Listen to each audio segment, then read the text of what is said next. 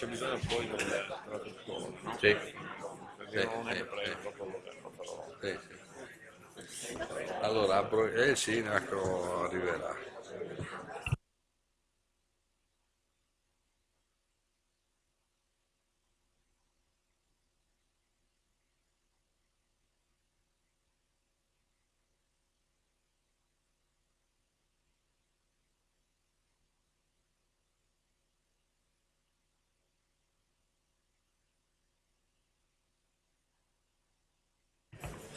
Bene, buongiorno a tutti.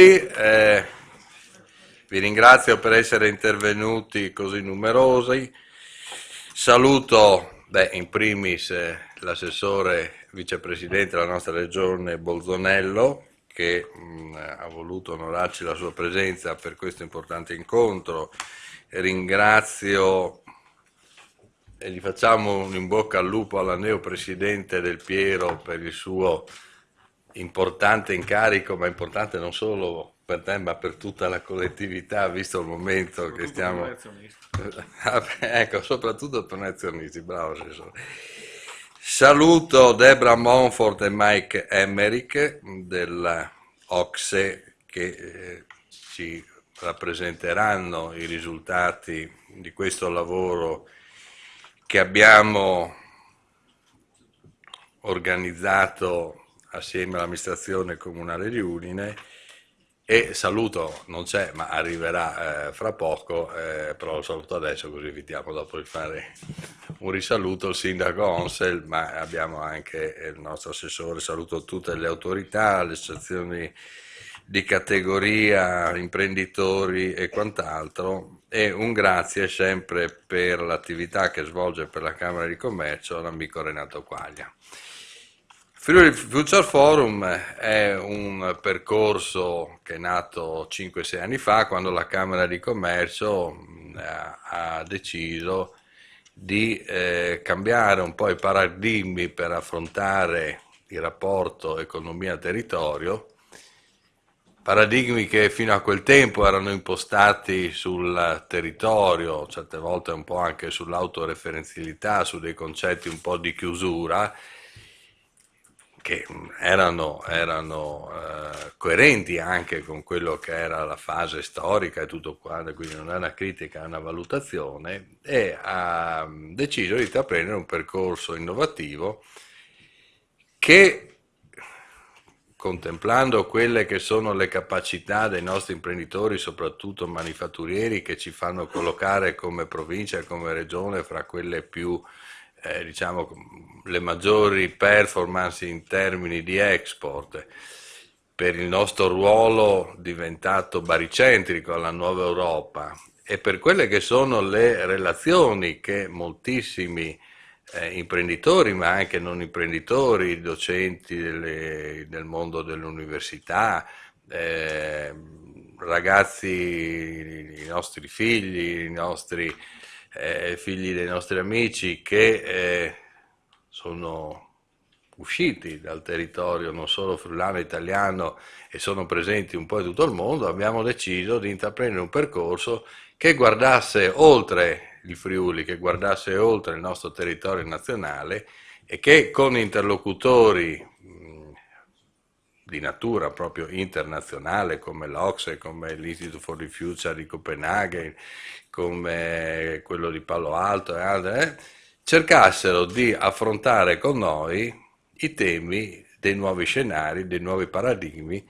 perché è chiaro che quello che è successo, soprattutto negli ultimi 10 anni, ha cambiato e sta cambiando continuamente il mondo, ma soprattutto sta cambiando il modo di fare economia, sta cambiando il modo di vivere il nostro territorio, sta cambiando il modo di relazionarsi e non possiamo più definirci un'isola, ma siamo un punto all'interno di un insieme che è sempre più è in continua evoluzione.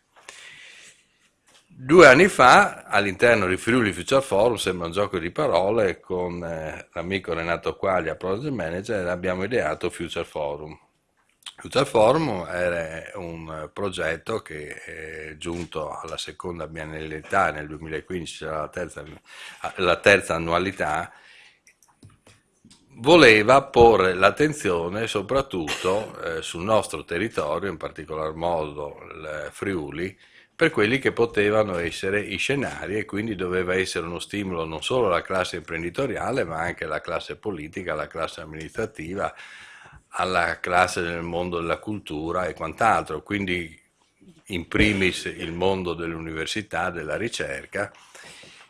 E su questa seconda annualità abbiamo sviluppato ben 4 direttrici. La prima direttrice riguardava un lavoro che abbiamo fatto su Napoli con l'amministrazione comunale di Napoli, che era il Forum Universale della Cultura.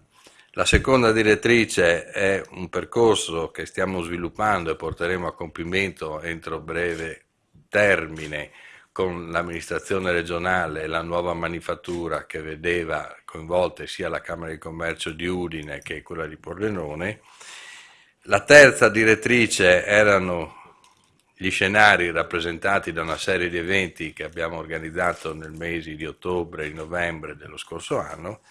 La quarta direttrice era Agenda 2024, un percorso per valutare le capacità del nostro capoluogo, ma col territorio che circonda il nostro territorio, quindi col suo intra, quelle che potevano essere le potenzialità di scenario di sviluppo. E questo l'abbiamo fatto con l'amministrazione comunale e ringrazio il sindaco che ci ha raggiunto.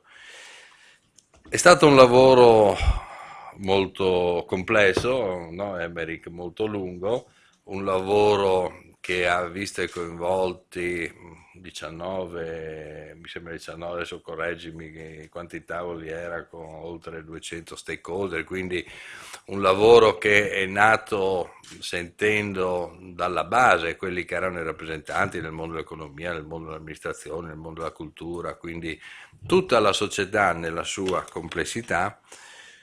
Raccolti questi dati sono stati trasferiti chiaramente ai nostri amici dell'Ocse, con i quali noi stiamo collaborando da moltissimi anni, ed oggi vengono presentati i risultati di questo lavoro e sono dei risultati estremamente importanti perché ci fanno vedere una realtà, una Udine, che poi non è così malmessa come magari molte volte sembra, ma è una città col suo hinterland. Questo è molto importante, città e hinterland, e questo è un ragionamento che andrebbe sviluppato anche nell'ambito di quelle che sono le riforme istituzionali che la Regione sta attuando, dove forse il comune di Udine dovrebbe avere una rappresentazione dell'Interland più vista che in chiave amministrativa, ma vista in chiave socio-economica, ma questo è un discorso che magari il vicepresidente riprenderà alla fine.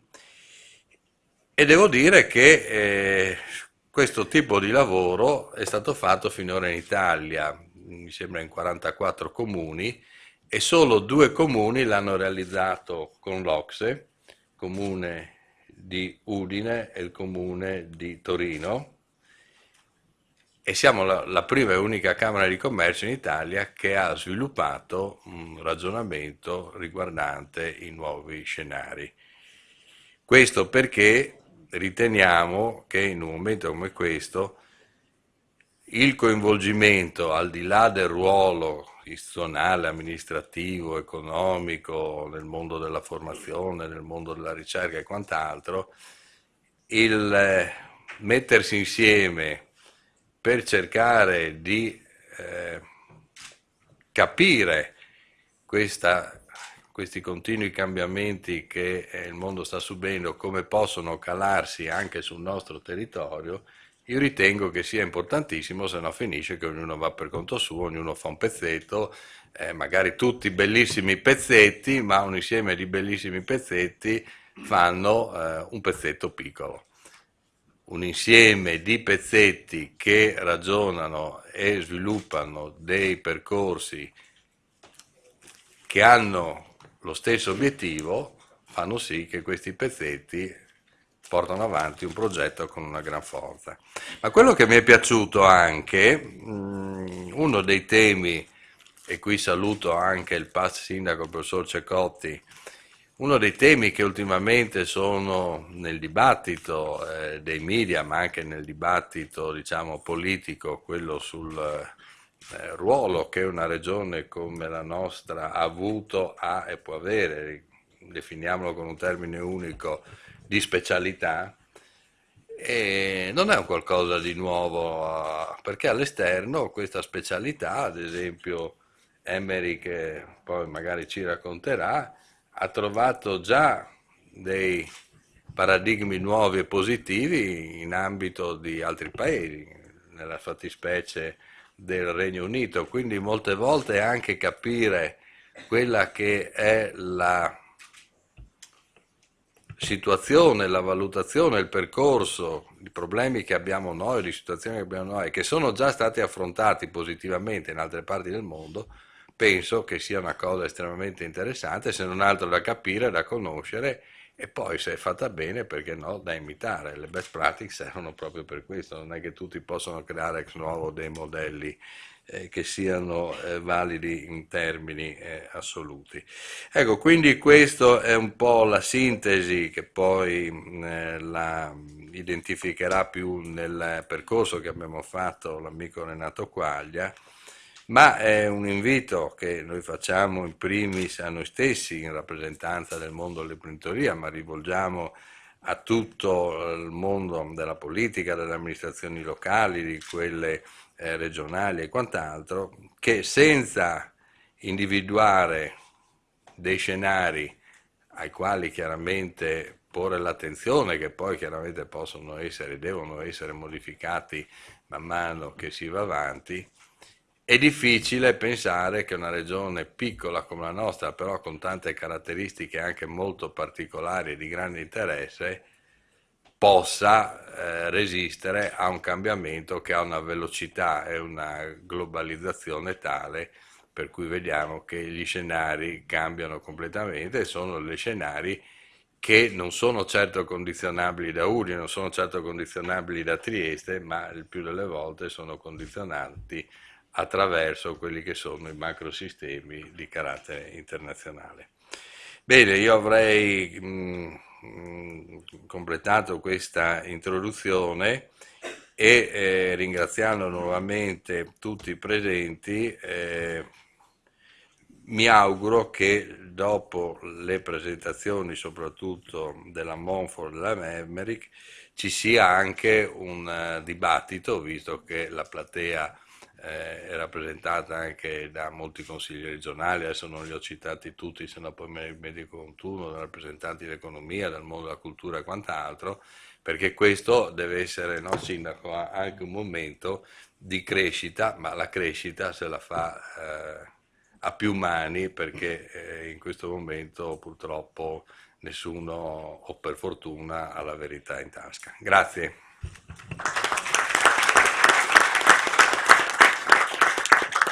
Michela Del Piero, tramite la Banca Cividale, è un nostro sponsor che ha creduto in questa iniziativa. Grazie Gianni, infatti il mio vuole essere un saluto ma soprattutto un ringraziamento alla Camera di Commercio e a Gianni da Pozzo per queste riflessioni, queste elaborazioni che lui promuove, che sta facendo da anni e a dimostrazione che non siamo fermi, dobbiamo crescere, dobbiamo continuare a capire il perché è successo, perché la crisi ci ha colpito così pesantemente, dove possiamo andare. Io amo tantissimo questa città, non sono di Udine ma la considero la mia città. Sono arrivata qui che avevo 14 anni, negli anni 80, vi assicuro che Udine, ve lo ricorderete, era una città meravigliosa.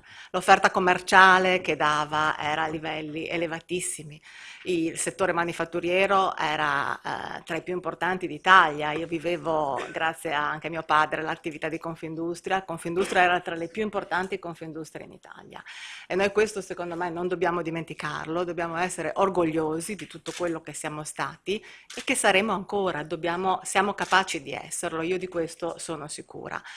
E la nostra regione ha tutte le potenzialità, è piccola, molto piccola, ma ha tutto dentro e grandi, grandi capacità. E il dibattito che si sta svolgendo anche a livello politico in questo periodo sulla specialità credo che debba appunto rivolgersi anche in tal senso. Sentiremo anche oggi quali sono i risultati, non ci si può ancorare più su quelle che sono le motivazioni storiche, di cui peraltro siamo tutti fieri anche della nostra specialità, ma dobbiamo rielaborarla. Possiamo diventare un laboratorio, grazie anche alla nostra diciamo collocazione geopolitica, io credo che siamo capaci di farla, abbiamo le menti e le capacità per farlo. La banca che presiedo da un mese, poco più di un mese, si candida a essere un attore principale in tutto questo. Diciamo, una mia ambizione, mi hanno detto prima che sono la donna delle missioni impossibili, di solito accolgo queste sfide e speriamo di riuscire a vincere anche questa. È un periodo difficile per tutti e soprattutto per le banche, perché è evidente che lavorando col territorio ne sopportiamo diciamo malefici e benefici evidentemente, ma il mio obiettivo è quello di fare un passaggio diciamo ulteriore, diventare banca del Friuli Venezia Giulia, non solo banca di Cividale, anche perché siamo rimasti, e questo senza togliere il ruolo che tutti gli altri istituti di credito hanno secondo le loro propensioni, le loro specificità, siamo rimasti l'unica banca di un certo rilievo che ha la testa in regione e quindi diciamo, è anche il cuore in regione e penso che diciamo, lo stiamo dimostrando. Io voglio assolutamente essere vicina per quanto possibile, il vicepresidente lo sa, alle crisi aziendali che ci sono, stiamo cercando di dimostrare che siamo un attore importante di questa regione e che insieme potremo fare cose importanti. Grazie.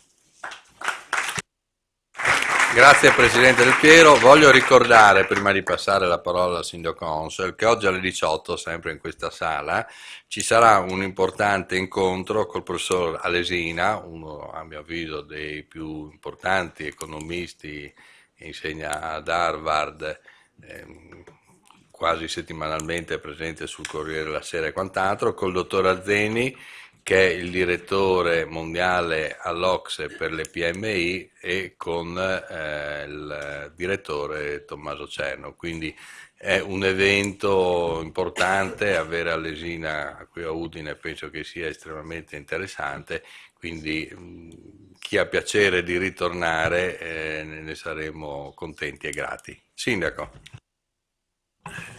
Grazie, buongiorno a tutti voi. Io sono molto lieto di questa iniziativa alla quale appunto il Comune di Udine ha aderito su sollecitazione della Camera di Commercio, anche attraverso il mio assessore Gabriele Giacomini all'innovazione, proprio perché non solo è stato un esercizio di partecipazione, come avete sentito, straordinario, 19 tavoli con oltre 200 cosiddetti portatori di interesse, stakeholders, che si sono diciamo cimentati su quale era la loro idea di futuro e anche diciamo sulla loro coscienza del presente per parecchi mesi, quindi è stato anche un atto di coraggio da parte dell'amministrazione diciamo, che si è diciamo, messa in gioco, perché chiaramente i tavoli erano tavoli assolutamente diciamo, critici nel senso proprio etimologico della parola. Dunque in questo è stato già un esercizio importante di partecipazione, ma mi è piaciuto moltissimo poi anche l'esito che è stato fatto. C'è stata tutta una raccolta di dati elaborati da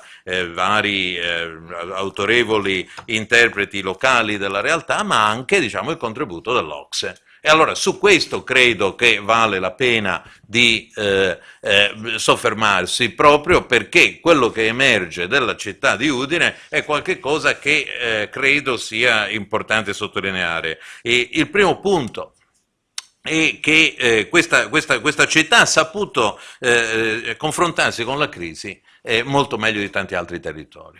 E questo diciamo, è una considerazione che fanno loro dopo aver analizzato tanti altri territori. E dunque c'è un messaggio diciamo, forte di anche impegno, e semmai ci mettono in guardia contro un fenomeno che io ho apprezzato molto, perché loro hanno diciamo, saputo individuarlo, e devo dire che quando uno riceve in regalo il vocabolo per identificarlo, poi anche diciamo, questa sorta così di malattia la riconosce e la combatte, che è il declinismo.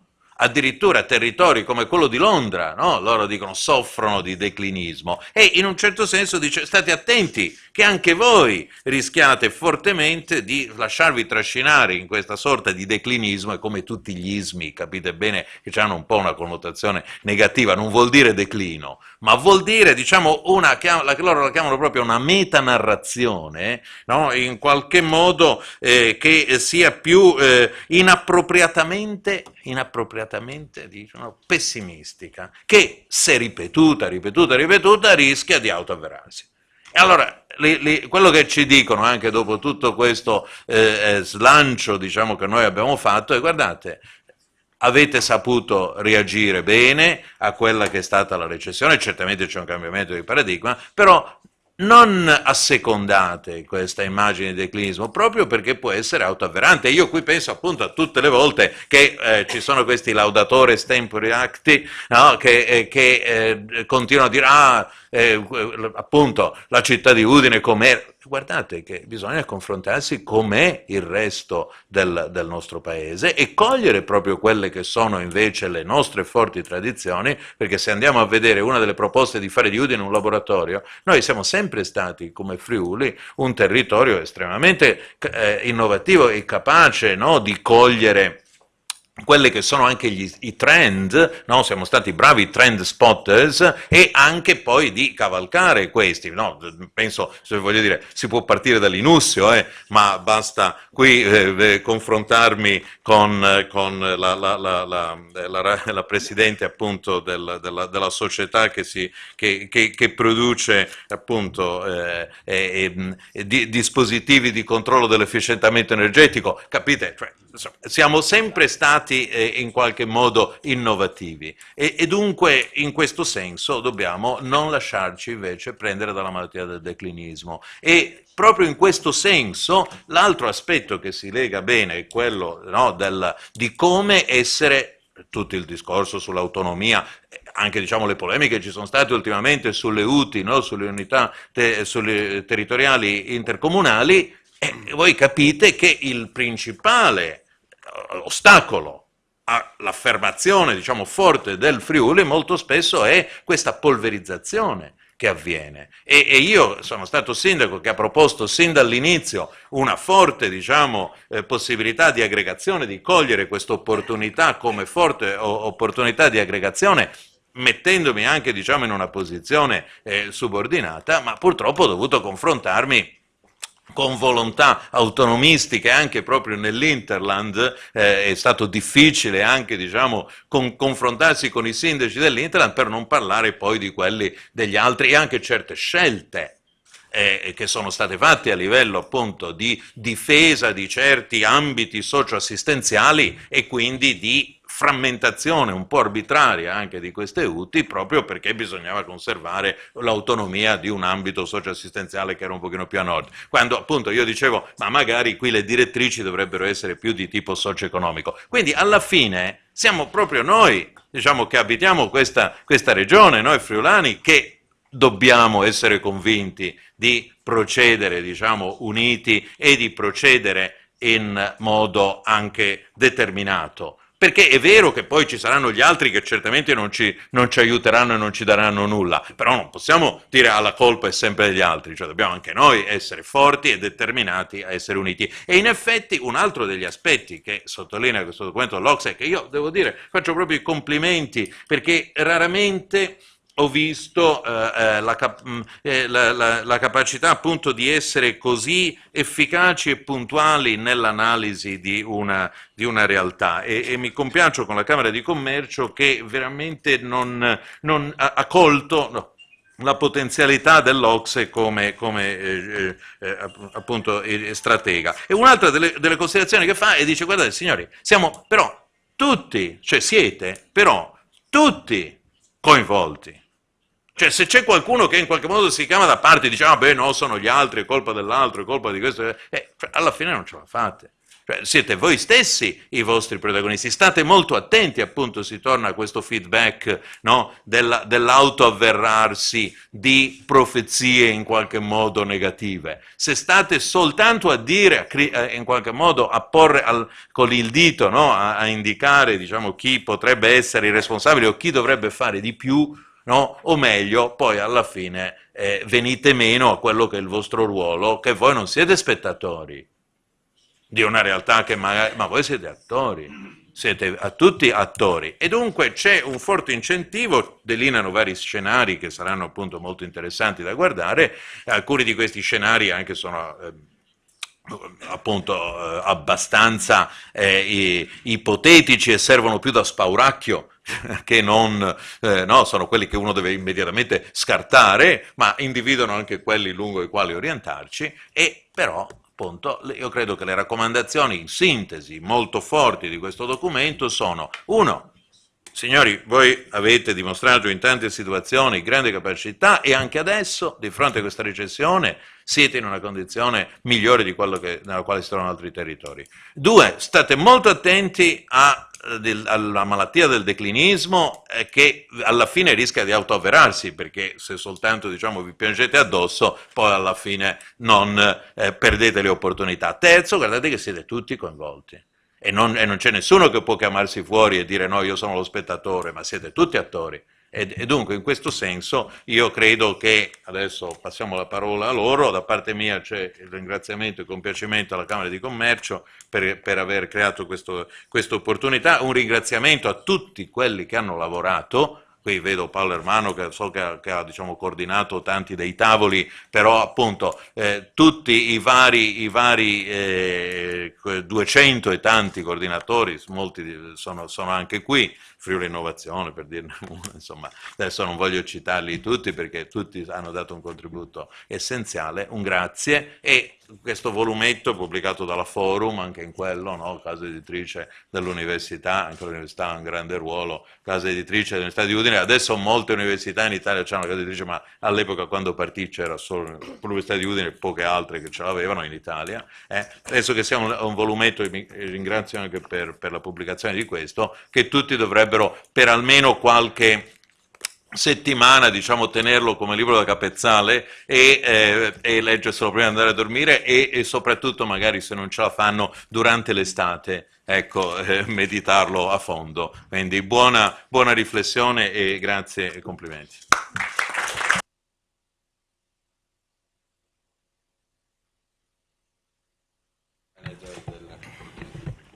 Beh, adesso sarà il momento di ascoltare effettivamente da Deborah Monford e da Mike Emmerich i contenuti di questa agenda. Questa agenda comunque nasce da una scelta da parte della Camera di Commercio, la prima, come diceva prima il Presidente da Pozzo in Italia, ad aver commissionato uno scenario. Noi abbiamo scelto una frase che fa da incipit al volume che vi è stato consegnato oggi, una frase di Seneca che dice che non c'è mai vento favorevole per il marinaio che non sa dove andare. In Italia solamente il 5% dei comuni capoluoghi si è dato uno scenario di prospettiva, solo 44 comuni su 942. E questo probabilmente la dice anche lunga rispetto a un approccio che in questa fase storica, in questi ultimi decenni, il Paese ha deciso di darsi. Quello c'è in qualche modo di prevedere, di cominciare a comprendere quali fossero le prospettive di sviluppo della propria azione amministrativa, delle proprie policy, perché qualunque scelta facciamo oggi è una scelta che sta già determinando futuro. Qualunque scelta è una delle due porte che avremmo potuto prendere, ne abbiamo imboccata una e non un'altra. Abbiamo scelto un approccio partecipativo perché il centralismo non è più attuale. Perché se una volta, se molti anni fa, parlavamo di partecipazione chiedendo di essere riconosciuti e ricompresi, oggi parliamo di partecipazione perché siamo consapevoli che occorre una corresponsabilità. Quella che poco fa citava il sindaco Onsel, quello che trovate nel report dell'Ocse. Il report dell'Ocse è un documento che non ci dice che cosa dobbiamo fare da domani. Nessuno può dirci cosa dobbiamo fare, questo sta alle scelte nostre, alle nostre capacità. Il documento Ocse ci pone alcune domande e offre alcune possibili risposte. Tra queste, quelle che, come dire, probabilmente colpiscono di più ed è anche forse più interessante per noi udinesi, friulani, ascoltare, è una domanda che dice: che cos'è oggi Udine? Come la percepiamo? E soprattutto che cosa può diventare? Noi per rispondere a questa domanda abbiamo fornito all'OCSE durante questo anno, perché questo esito è il risultato di un anno intero di lavoro di questo team OCSE e nostro, che abbiamo accompagnato tutte le fasi e in certi casi anche, come dire, animato parte di queste fasi. Noi abbiamo fornito all'OCSE una grande massa di documentazione, studi, ricerche, analisi, indagini elaborate dalla Regione Friuli Venezia Giulia, dal Comune di Udine, da enti territoriali, da istituti di ricerca. Parte di questo materiale, tra l'altro, abbiamo dovuto raccogliere e collazionare insieme per la prima volta, perché non esiste tuttora un luogo unico dove poter raccogliere e poter leggere tutti i dati che permettono di raccontare qual è stato lo sviluppo e la storia recente di Udine e del suo territorio. Ma abbiamo voluto, a differenza di quello che hanno fatto altri comuni, altre città, sia in Italia che in Europa, in realtà ci siamo avvicinati all'esperienza di Londonderry in questo caso, abbiamo voluto che l'OCSE considerasse anche il punto di vista di 200 persone che sono state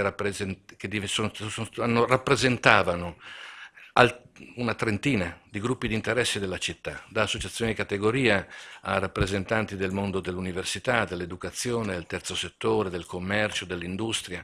Ma quello che abbiamo fatto, in qualche modo, oltre che, come dire, cercare di dar loro voce nel senso di chiedere all'OCSE di ascoltare quello che era ed è il punto di vista sia percettivo che di aspettative di questa parte di città, abbiamo voluto che ai tavoli in cui queste persone sono state chiamate a lavorare si trovassero insieme non tra loro gli omologhi, non discutessero tra loro gli architetti e tra loro gli avvocati e tra loro i commercianti. Questo lo fanno nelle loro associazioni normalmente ogni giorno, esercitando però in questo modo, in quel modo, una modalità che è tipica della frammentazione del sistema socio-economico normalmente italiano, ma particolarmente anche dei nostri territori, dove cioè ogni portatore di interesse considera che il proprio interesse sia quello centrale, attorno a cui ruotano, come in una galassia rappresentabile davvero da stelle, pianeti e satelliti, ruotano tutti gli altri. Teatralmente come protagonista che pensa che è convinto che tutti gli altri siano solo comparse della propria storia. Abbiamo messo insieme invece architetti con avvocati, ingegneri con commercianti, professori universitari con insegnanti e rappresentanti del terzo settore, in maniera che in qualche modo in questi tavoli ognuno cominciasse a comprendere, ascoltasse direttamente gli interessi degli altri.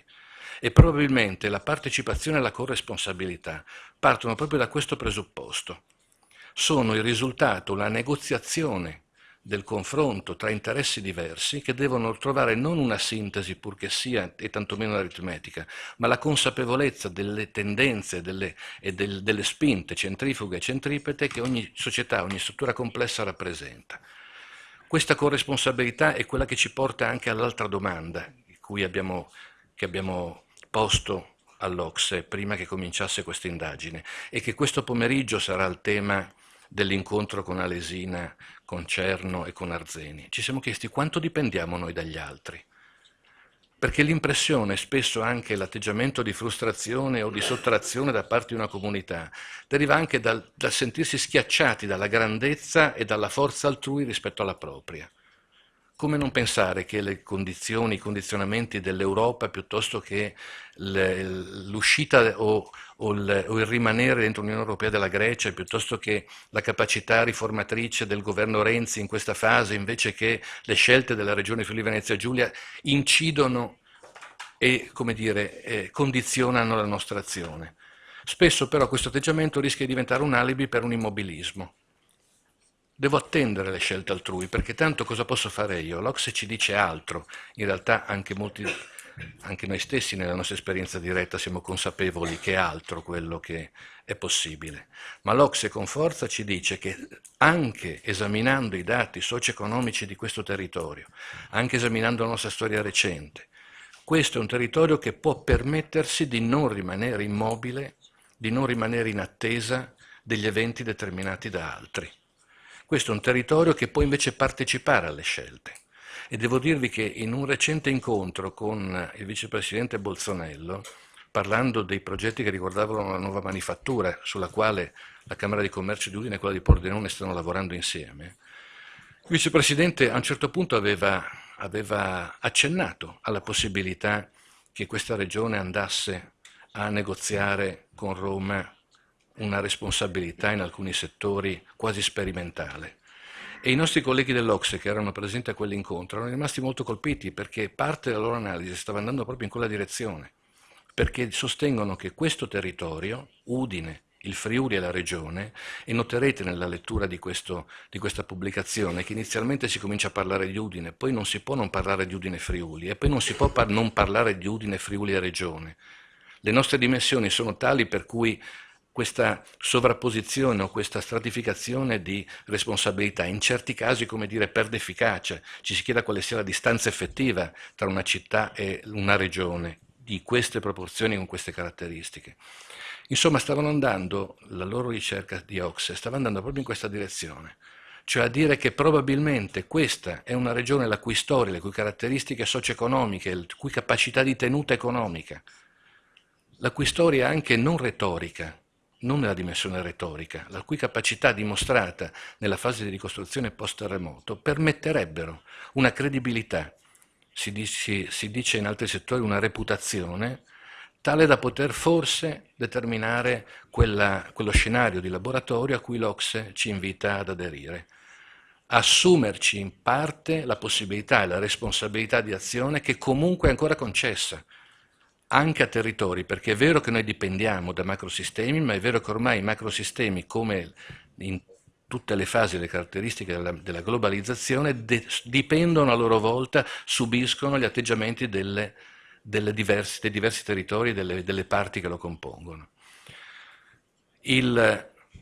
Cos'è Udine, che cosa potrà diventare e quali sono le interdipendenze da cui sì dipendiamo ma che riusciamo anche a condizionare sono le parole chiave di questa analisi. L'Ocse ci indica anche cosa potremmo fare da qui ai prossimi anni, non solamente quali scenari ci troveremo di fronte. E questo sta però all'impegno che sostiene l'Ocse. Le istituzioni pubbliche e private insieme potranno determinare. La parola insieme e corresponsabilità rimangono le parole chiave su cui poter effettivamente costruire un futuro che possa connotarsi ancora con matrici e fattori effettivi di sviluppo. Grazie.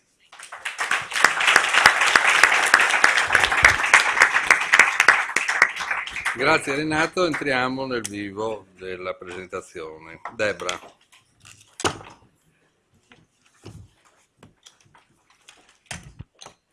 Thank you, Mr. Di Pozzo. Thank you, Mayor Hansel and Vice President Monsanello. Oh, can I? Sorry. I have a little microphone issue. This one.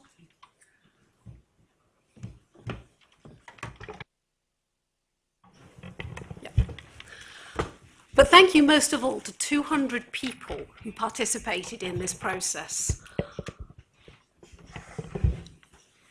Okay. We're off. Mike Emmerich and I are going to do this presentation conversation with you in two parts. I'm going to start off with why this matters to the OECD. Why what you have done here in Udine and in this region will be used and will influence the 34 member countries that make up the LEAD programme. And I think it's important to remind you that 33 years ago, Italy was a founding member of the Local Economic and Employment Development Programme of the OECD. Just as local development was a made in Italy concept post-war when we had to rebuild our societies, so was the LEAD programme at the OECD.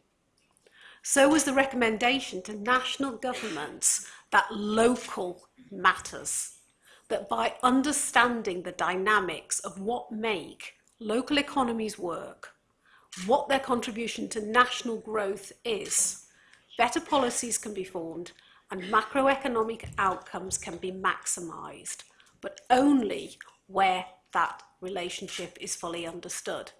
My role at the OECD for 18 years has been to try and convince national governments of the importance of the local level, and we do that through evidence-based projects, through working directly at the local level, through bringing, we don't call people experts because the experts are always local. We bring international peer reviewers, people who are delivering change, often in very challenging circumstances, often with the need to push boundaries.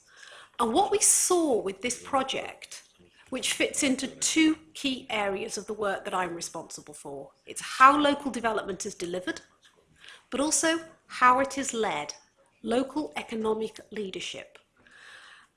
It's interesting that Mr. De Pozzo referred to the last 10 years have been a big change, huge change for everyone. In a piece of work that we recently completed on local economic leadership, and I mention it because the essence of what you have done here through the agenda process is what we have articulated looking back on over a decade of work and using 4 cities, Amsterdam, Hamburg, Stockholm and Manchester as the core original analysis for this work on local economic leadership. But what we have seen is that the ingredients that you have here that have made this process effective are actually the same ingredients that the most resilient cities throughout Europe and beyond follow. So that is why, as Mayor Hansel says, you have been a resilient city, but it's because you have the fundamentals right. And this matters, and it matters for Italy. It's interesting that so few cities in Italy are thinking through the scenario process, are really bringing together all stakeholders, where you have the Chamber of Commerce, the city leaders, the regional leaders, the universities, and the dynamic emphasis and focus of business. Those who make an economy productive, actively engaging in thinking about its future. Mayor Hansel is correct when he says this is everyone's priority to deliver, but it's a good place to be in. And what we are seeing as to where you take this forward and what you do with it, you have a long-lasting and a long-term connection with the OECD. That is being strengthened through your relationship with our centre in Trento. But what this is providing the opportunity with is for you to roll out this model, this approach, as something which can really help Italian cities. It can help throughout your region, but it can also help you become a benchmark in Italy. If we think to cities like Barcelona, it reinvented itself. It dared to become an entrepreneurial city from a heavy manufacturing city. What did it do with that knowledge and those very innovative programs that it created? It exported them. It exported them to countries beyond its own boundaries. Countries that could pay for the knowledge and the know-how, paid. Countries that couldn't pay, didn't pay. But what it enabled was for the Barcelona way to actually influence and start to shape how local economic development was delivered in other parts of the world. And the ingredients that you've put together here and the robustness of it, because don't forget it is evidence-based.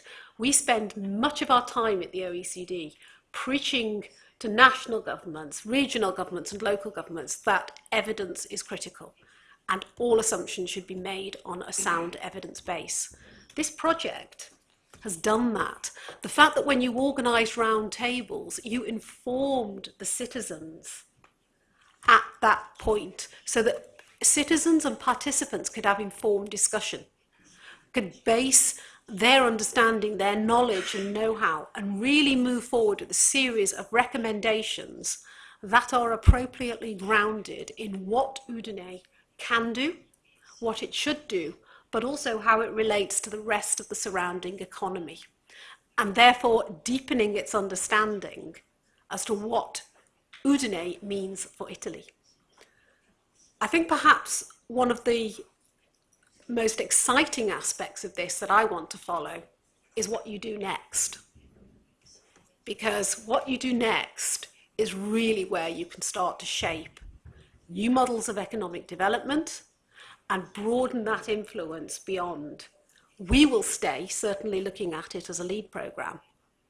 And it is something that we will want to follow up. And because through our Partners Club, through our other connections and relationships with the city, we're in a position to do that.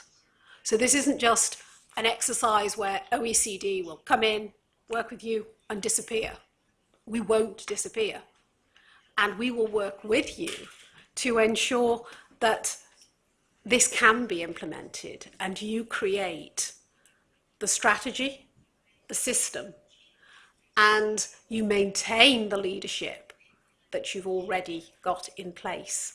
Because when we do a lot of our work, we identify those three core ingredients of strategy, system of delivery, and leadership as fundamentals.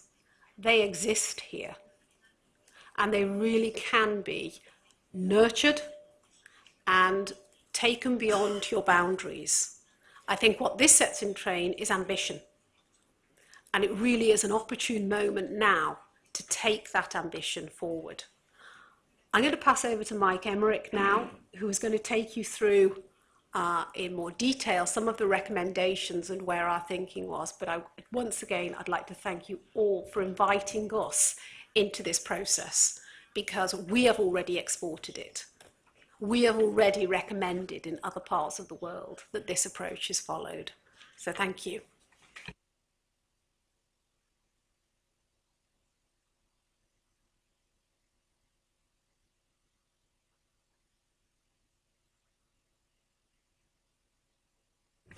Ok, grazie signor Presidente, Sindaco, signor Vicepresidente. Mi piace moltissimo di essere qui per questa riunione importante. Voglio parlare sempre in italiano, ma non posso farlo. Forse finisco con qualche parola, ma per la maggior parte devo parlare in inglese. We have no monopoly of wisdom. There is no monopoly of wisdom. All we can do is reflect in these reports the things that seem to work, the principles that seem to obtain elsewhere. And Deborah has described, I think, very well how vision is important, leadership, followership, because there is no leadership unless people are prepared to follow and to act on the basis of what leaders say. There needs to be partnership. There needs to be evidence, of which Deborah has spoken.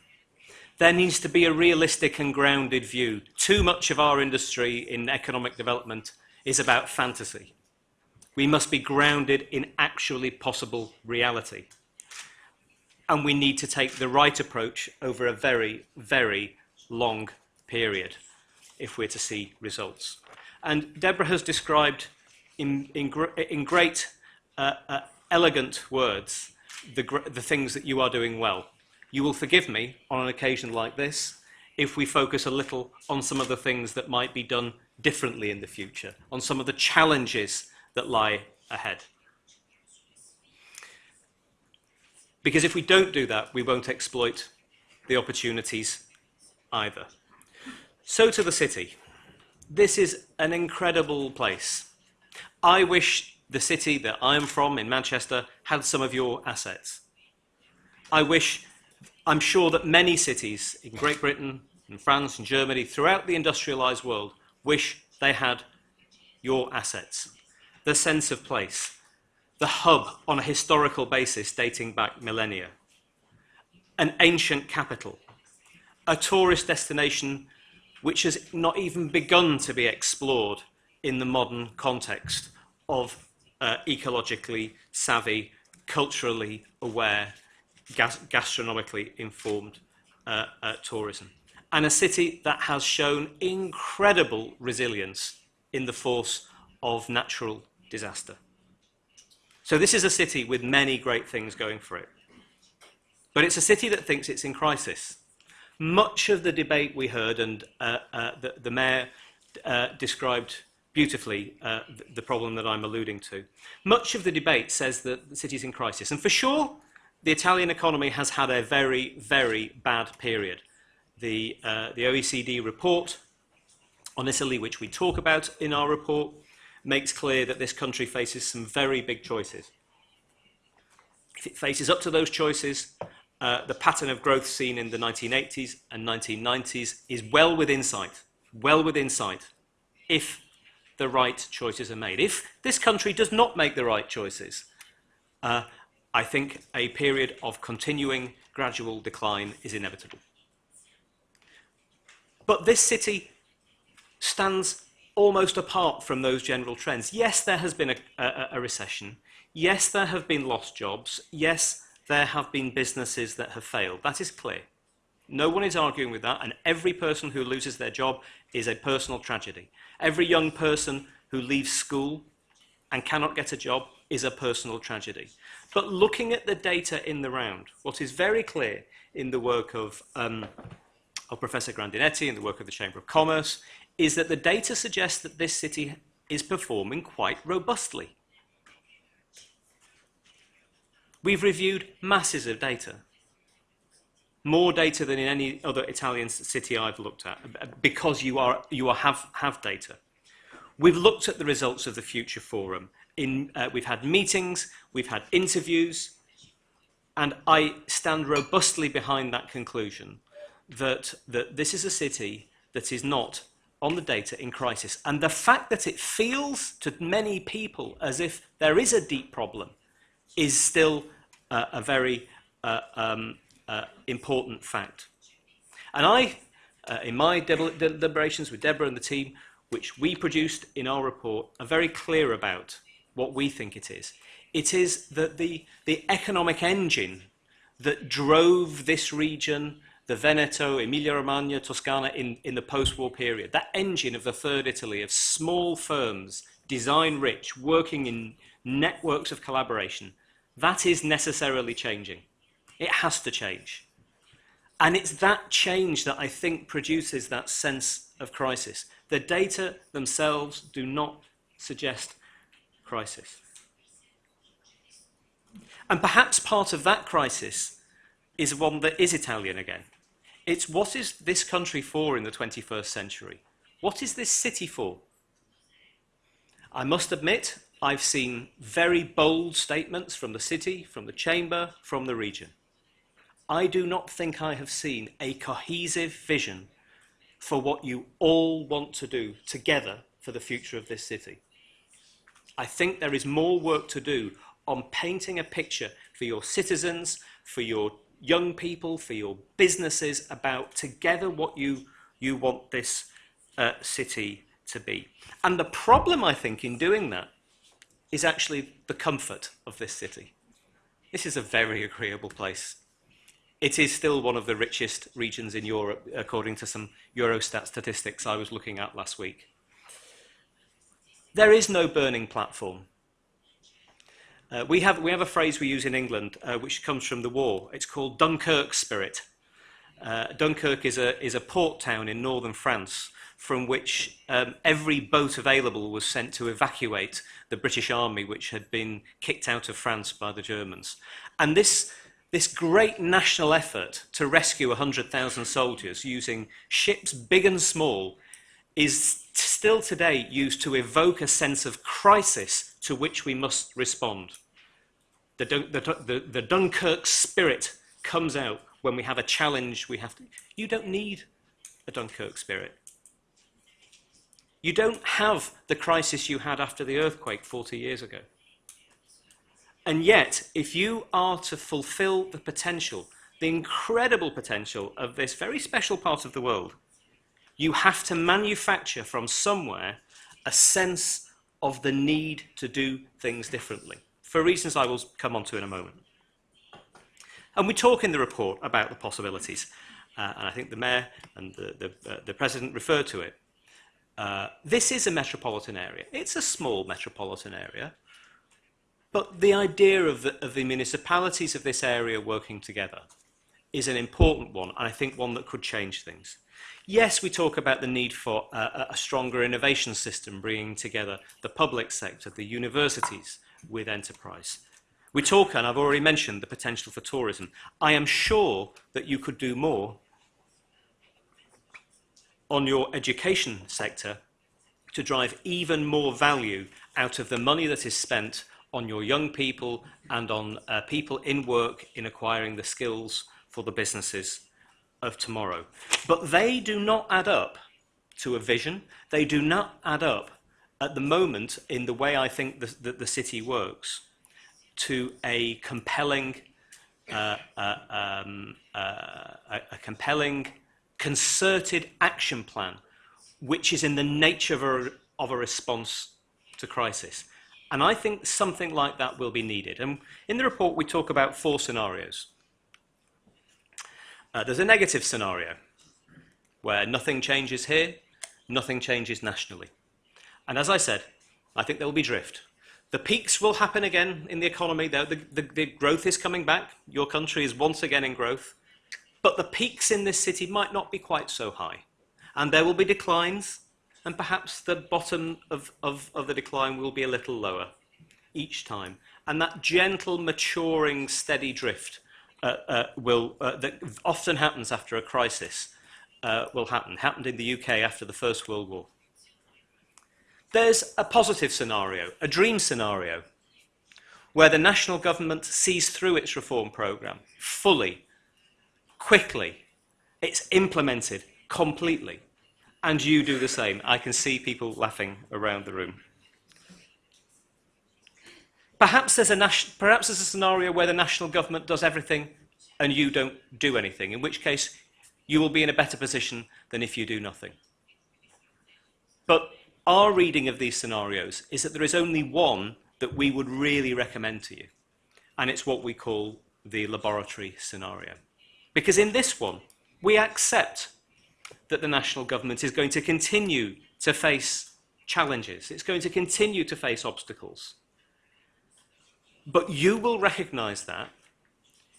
You will work together to create a new agenda for this city that brings together people in different ways that I'll go on to talk about, but which then puts propositions to the government about how you want them to do things differently. And that's the laboratory scenario, which I'll finish with in a moment. Una città, una squadra is a phrase that kept coming to mind every time I think about this. No city in the world has got a perfect approach. I think you've got great assets. The Chamber of Commerce has been phenomenally supportive and helpful. The data you have is brilliant. But you are not working effectively enough with the city and with the region. And I don't mean in meetings like this.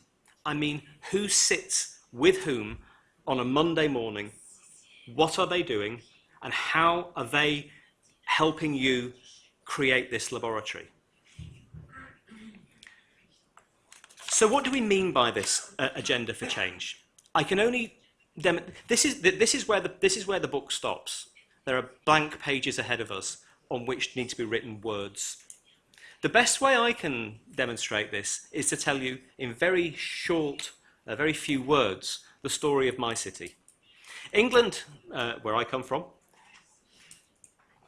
is in many respects the most centralised country in Europe, with the exception of Albania. All power traditionally lies in London. The cities have no power. I live in a city of 3 million people, but it has no power. And my city leaders, who I worked with for over 10 years, decided it had to change. Because we had responded to crisis. We'd come back from the brink of extinction as a city after the death of our industries. We'd done all that we could do, much that we could do within our powers. And my city leaders said, this is not good enough. Because the government holds budgets legally entrenched budgets set out in laws passed by Parliament that give it the responsibility to do some things and the city the responsibility to do some others. And we said, this is not acceptable.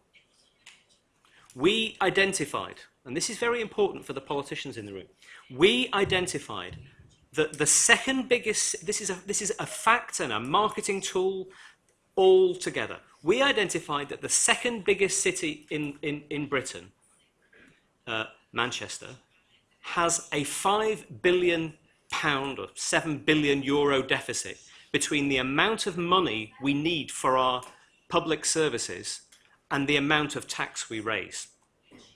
We spend more than we earn as a city. And this became a mobilizing slogan, a mobilizing a crusade almost. We're proud, we want to earn the money. And so we use that to go to the government and to rewrite the rules. And my city last year, and again earlier this year, put a proposition to the British government that was not legislatively possible, that required a change in the law which said we want to run our health service, we want to run our trade and business policy, we want to run our skills policy, we want to have a share in tax proceeds that will go to the national government, all of which are set out in national law to be the jurisdiction of the national government. The government is legislating this month to change the law for Manchester and for any other cities that can show the leadership that we have got. I tell you that story because I hope you will already see it has direct resonance for what it is I think it would mean to be a laboratory. I think it means looking at data.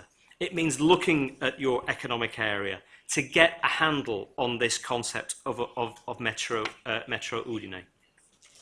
It means there's a proposal we put in the report, which is actually from something the OECD recommended to Italy, to the Italian government, which is that you set up a productivity commission. We met entrepreneurs in the visits we did here who would say things quietly that they would not say publicly, who would say that there are too many things that have to change for it even to be possible to want to talk about them. Changes in bureaucracy, changes in laws, changes speeding up decisions. I would urge you to have the boldness and the braveness to say to some of your businesses, your most successful businesses, whether or not they're involved in the leadership of the chamber, the ones you know who are growing in world trade, to say to them that you would like to know from them what are the most important things that need changing through a productivity commission. And if you do all of that, then I think if we came back in a year's time, this would be a more confident city. It would have a vision, a shared vision. There would be a commitment, I think, to working together across the metropolitan area of Udine. And there would be proposals to change the nature of the powers between the city, working with the province and the region, to create a new agenda, a new laboratory. The laboratory would not just be an internal process. It will be about offering this city, this region, as a laboratory for how some of the things the government is trying to do nationally can be achieved in practice, but which might be too difficult to achieve on a national level, because some of these issues are very, very difficult indeed to tackle. So I think I want to finish with 3 points that are, I think, very important. And if you'll forgive me, and I say this with respect to the translators, I would like to show you the respect to try to explain them in my words in Italian. Questa è la vostra città, non è la città del governo. La responsabilità di cambiarlo è la vostra. È importante di parlare, ma anche il più importante è di fare le cose corrette per crescere l'economia. Secondo punto, per cominciare,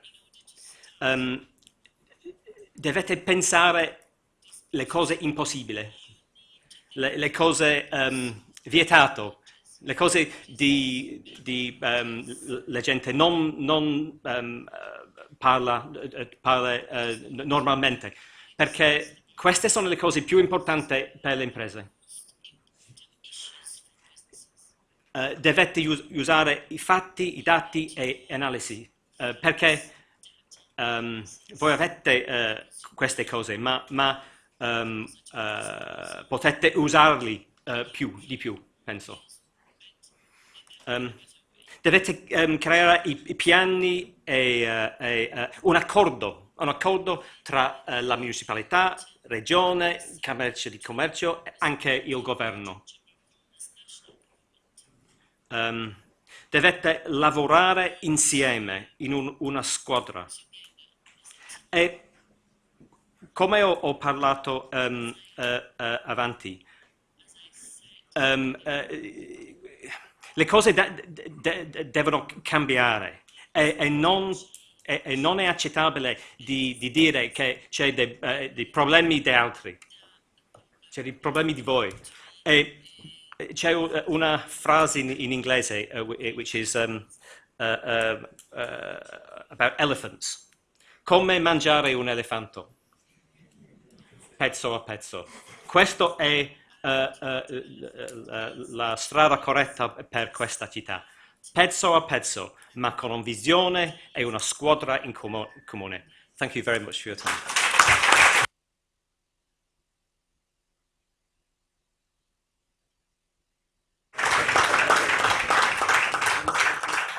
Grazie Mike, aprirei il dibattito, più che dibattito, gli interventi di qualsiasi tipo, natura, anche approfittando che abbiamo il vicepresidente della regione, abbiamo il sindaco, abbiamo due importanti interlocutori dell'Ocse.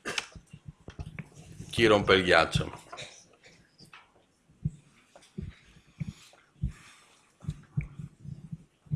Professor Ceccotti, dai. No.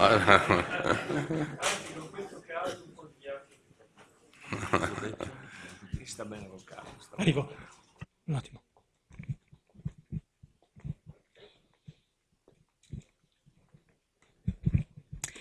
Buongiorno, io mi chiamo Arianna Calcaterra, negozio Vattolo, quindi sono una bottegara della città e da poco sono anche presidente di un'associazione che si chiama Udine Idea, per un'associazione nata da una legge regionale dove ci sono anche come soci, diciamo, soggetti interessati, il Comune di Udine e anche le associazioni di categoria, volta al rilancio della città. Il mio intervento vuole soltanto essere di ringraziamento, ma di sincero ringraziamento per le parole che ho sentito oggi, perché sono da monito per me, mi aiuteranno molto nel mio compito, che in questo momento è abbastanza impegnativo, soprattutto per i miei colleghi commercianti che non comprendono l'importanza della coesione, dello stare insieme e dell'essere forza. E non comprendono anche che sarà sempre più fondamentale riuscire ad interloquire con quelle che sono le associazioni di categoria che ci rappresentano e le forze politiche che ci amministrano. Io domani avrò come associazione Udine Idea un incontro con gli assessori al commercio e anche alla viabilità e sono felice sinceramente di aver ascoltato queste parole che mi aiuteranno ad interloquire meglio con loro. Grazie.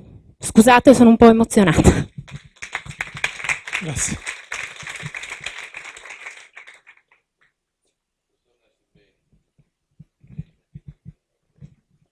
Arrivo. Allora, grazie effettivamente per questo stimolo di riflessione, questo lavoro collettivo che offre stimoli evidentemente alla nostra città per guardare al futuro. Una curiosità, ecco, voi avete elaborato dei dati relativi ad altre città, sono state menzionate città che hanno però, mi pare, delle dimensioni diverse. Ecco, mi piacerebbe se ci poteste dire qualcosa di più rispetto, come dire, ai dati di confronto con il quale è stato elaborato questo rapporto di sintesi, quindi quali sono le specificità di Udine rispetto alle altre esperienze che avete esaminato. Altri? Signore. Buongiorno, complimenti. Io sono presidente di un consorzio che svolge il suo lavoro nell'ambito dell'agroalimentare, raggruppa 57 aziende dell'eccellenza tra ristoranti, artigiani del gusto e vignaioli. La Bocconi qualche anno fa ne ha fatto un caso di studio. Quello che ho sentito è un aspetto molto importante, il volere fare, il credere in quella che è una visione. Noi in questo percorso che dura da 15 anni abbiamo notato questo handicap che c'è ancora nella regione. Noi siamo convinti, e lei l'ha detto, professore, che il tessuto ovviamente è quello delle piccole e medie imprese, gli artigiani. Ebbene, noi siamo condannati alla qualità. Molto spesso però questo concetto non viene trasferito nella realtà. È difficile farlo capire alle istituzioni, ce ne sono quelle che capiscono, ma molte non ce ne sono, ma trasversalmente si parla di qualità, ma non si riesce a realizzarla, a collegare questo aspetto, che è fondamentale non solo nel nostro settore, ma nel turismo, in tutti gli aspetti della nostra vita socio-economica. Come possiamo fare a far capire questo concetto? Grazie.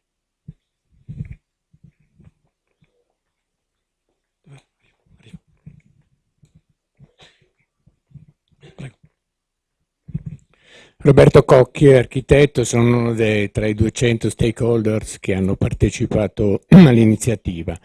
Sì, io volevo fare delle brevi osservazioni non tanto sul lavoro, che è stato ampio e assolutamente interessante, quanto invece sulle possibili mancanze del rapporto tra istituzioni e società civile.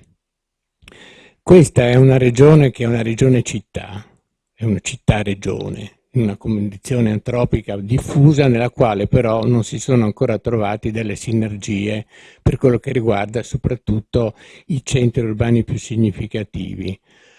Stesso problema lo ha citato il sindaco per quello che riguarda questa piccola area metropolitana, ma che di fatto è un'area metropolitana, dove non si riescono nemmeno a coniugare i problemi relativi per esempio al commercio. E allora mi riallaccio anche al breve intervento della signora che è rappresentante del commercio.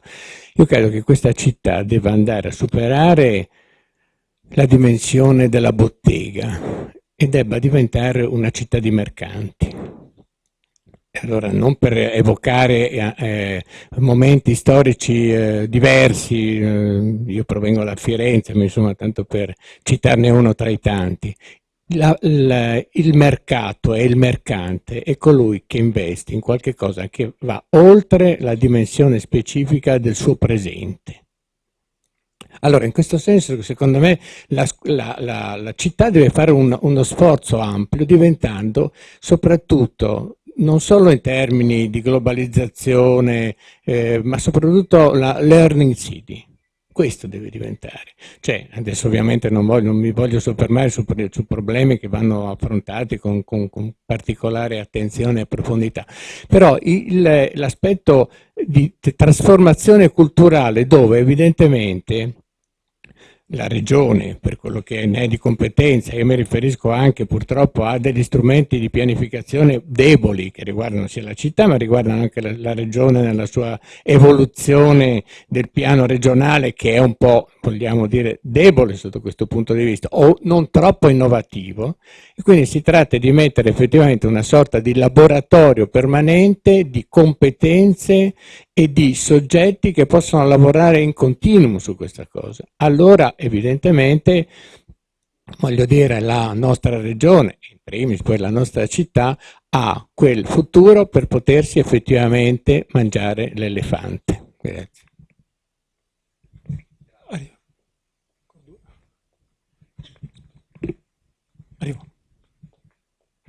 Sì, buongiorno, sono Edoardo Marini, rappresento il turismo Confcommercio Udine, specificatamente per Udine.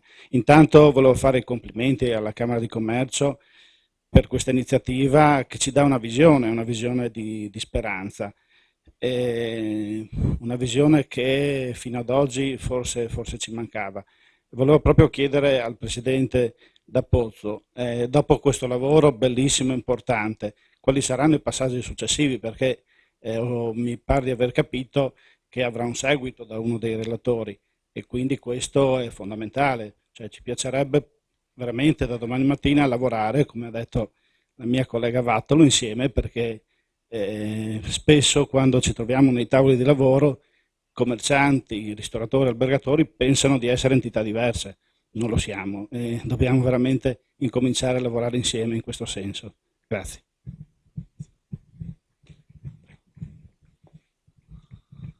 Grazie, buongiorno, Paolo Perozzo, consigliere comunale di Udine. Io vedo con favore questo lavoro, mi sembra interessante e credo che possa dare un contributo alla nostra città. Intervengo però su un punto che è stato richiamato. A un certo punto è stato detto che questo lavoro è un lavoro che sta nella responsabilità di tutti. Questo è un punto nodale e vi propongo la mia visione di questa azione. Non si può dire che sta nella responsabilità di tutti se non si fa un ragionamento sulla democrazia. E quando io vedo consigli comunali ridotti a un mero orpello formale, senza contraddittorio né possibilità di intervento per le minoranze, quando vedo un Parlamento rovinato completamente dal voto di fiducia che impedisce il dibattito parlamentare, bene, io mi chiedo come si possa ognuno di noi fare la propria parte quando non è consentito dal sistema. Quindi quello che dico è bene, benissimo, ognuno ha la propria responsabilità, diamo però a tutti lo strumento la possibilità di intervenire, altrimenti demandiamo queste decisioni importanti nelle mani di pochi e questi pochi saranno sempre più pochi se si terranno ben stretta questa capacità di decidere. Quindi guardiamo pure insieme al futuro, però facciamolo in modo che ognuno possa dire la propria, altrimenti ciascuno si assuma le proprie responsabilità e dica con molta chiarezza: sto procedendo da solo e lo faccio da solo e non ho interesse a confrontarmi con gli altri. Grazie.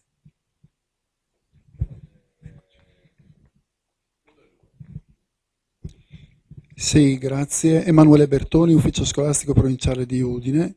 Il mio intervento di ringraziamento per questa occasione, opportunità che è stata data alle scuole della provincia di Udine. Non si poteva parlare di futuro ovviamente senza coinvolgere i giovani, gli studenti.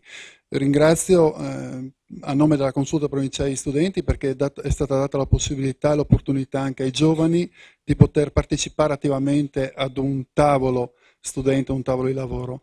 L'auspicio è quello che questa non sia solo un'occasione isolata, ma ci si possa proiettare per il futuro con anche un sostegno ulteriore per il futuro stesso. Quindi la richiesta che viene fatta alla Regione e comunque ai partner che hanno sostenuto questo progetto è quello di proseguire anche in termini con il sostegno economico all'iniziativa. Grazie.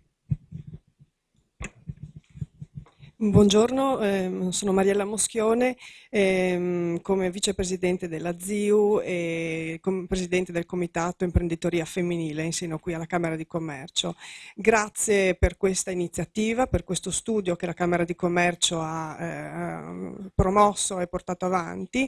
Ritengo sia fondamentale l'ascolto di queste parole perché danno sicuramente una visione di un futuro positivo dove bisogna aver fiducia e quindi per le imprese è sicuramente guardare il futuro con un occhio di speranza è necessario in questo momento.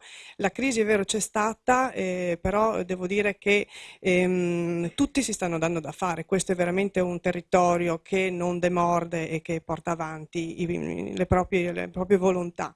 Mi piace mi è piaciuto sentire l'esempio della città di Manchester, dove sono andati a parlare con la governance e hanno richiesto questo cambio di legge anche proprio diciamo ad hoc per la città, e questo mi piace come principio perché ritengo fondamentale che una città possa andare a contrattare, a portare direttamente a quelli che sono la voce politica e quindi che può decidere sul futuro economico e industriale della nostra zona, portare le proprie idee, le proprie necessità.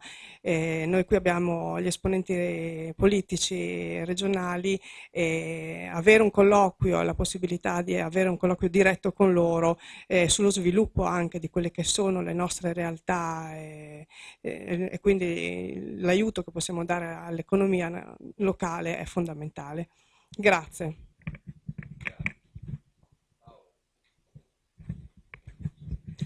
Grazie, membro di Giunta Camera di Commercio e Federalberghi. Io mi volevo riallacciare un momento a quello che diceva prima di me qualcuno che diceva che la qualità non è sentita, o meglio, la qualità non viene recepita in particolare prima di tutto da noi. L'impressione è che nonostante tutto noi come popolo friulano non riusciamo a venderci. Siamo troppo umili dal mio punto di vista, per cui facciamo molta fatica a far capire che cos'è il Friuli Venezia Giulia, cosa sono le nostre eccellenze e soprattutto a proporci nella maniera giusta, in maniera anche un po' aggressiva all'esterno. Ecco, io vorrei capire proprio da chi ha fatto questo studio se è un problema solo nostro, se l'avete incontrato e come l'avete superato, perché secondo me questo è un gap che noi, in particolare le categorie, ma poi tutti, dobbiamo riuscire a superare per riuscire a vendere di più e soprattutto a far conoscere la nostra regione.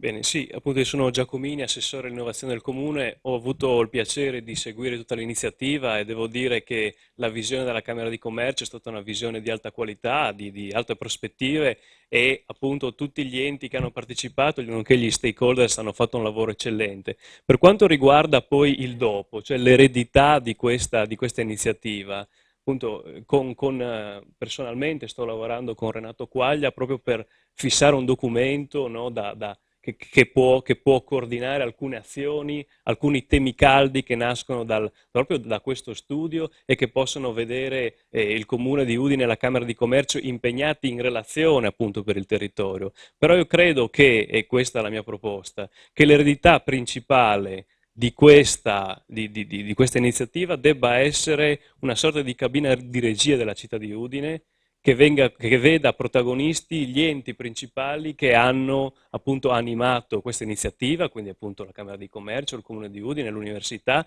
che appunto devono relazionarsi con la Regione per individuare un metodo nuovo, cioè una cabina di regia che permetta, ad esempio, no, di aggiornarsi in maniera costante e continua sui temi di Udine e di farlo in un luogo che sia un luogo appunto istituzionale in cui i temi possono essere proposti e possono essere risolti. Questo per appunto rappresentare Udine, la sua autonomia, le sue vocazioni e per fare in modo che questa vocazione sia il più possibile coordinata e faccia appunto quella che è la massa critica che è necessaria per contare in un mondo sempre più ampio e sempre più grande.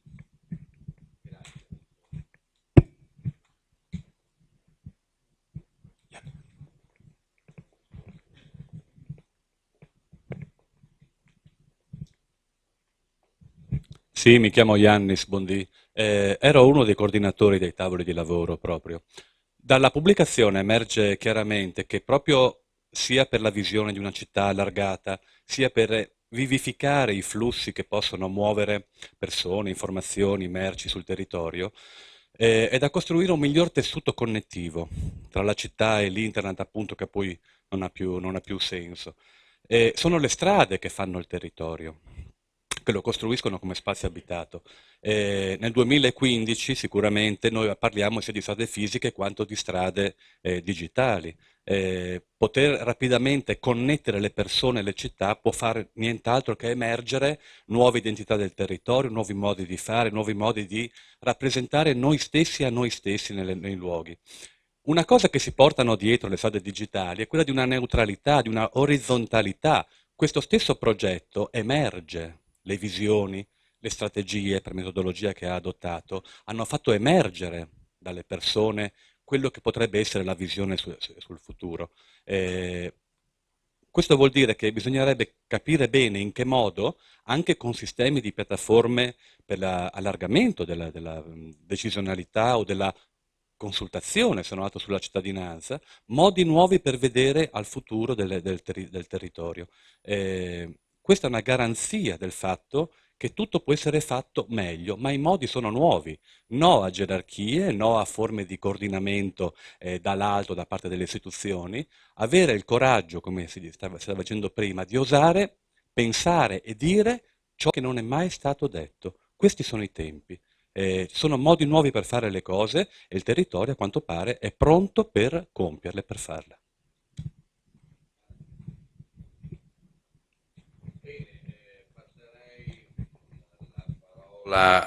Per una breve risposta, chi facciamo? Emerick?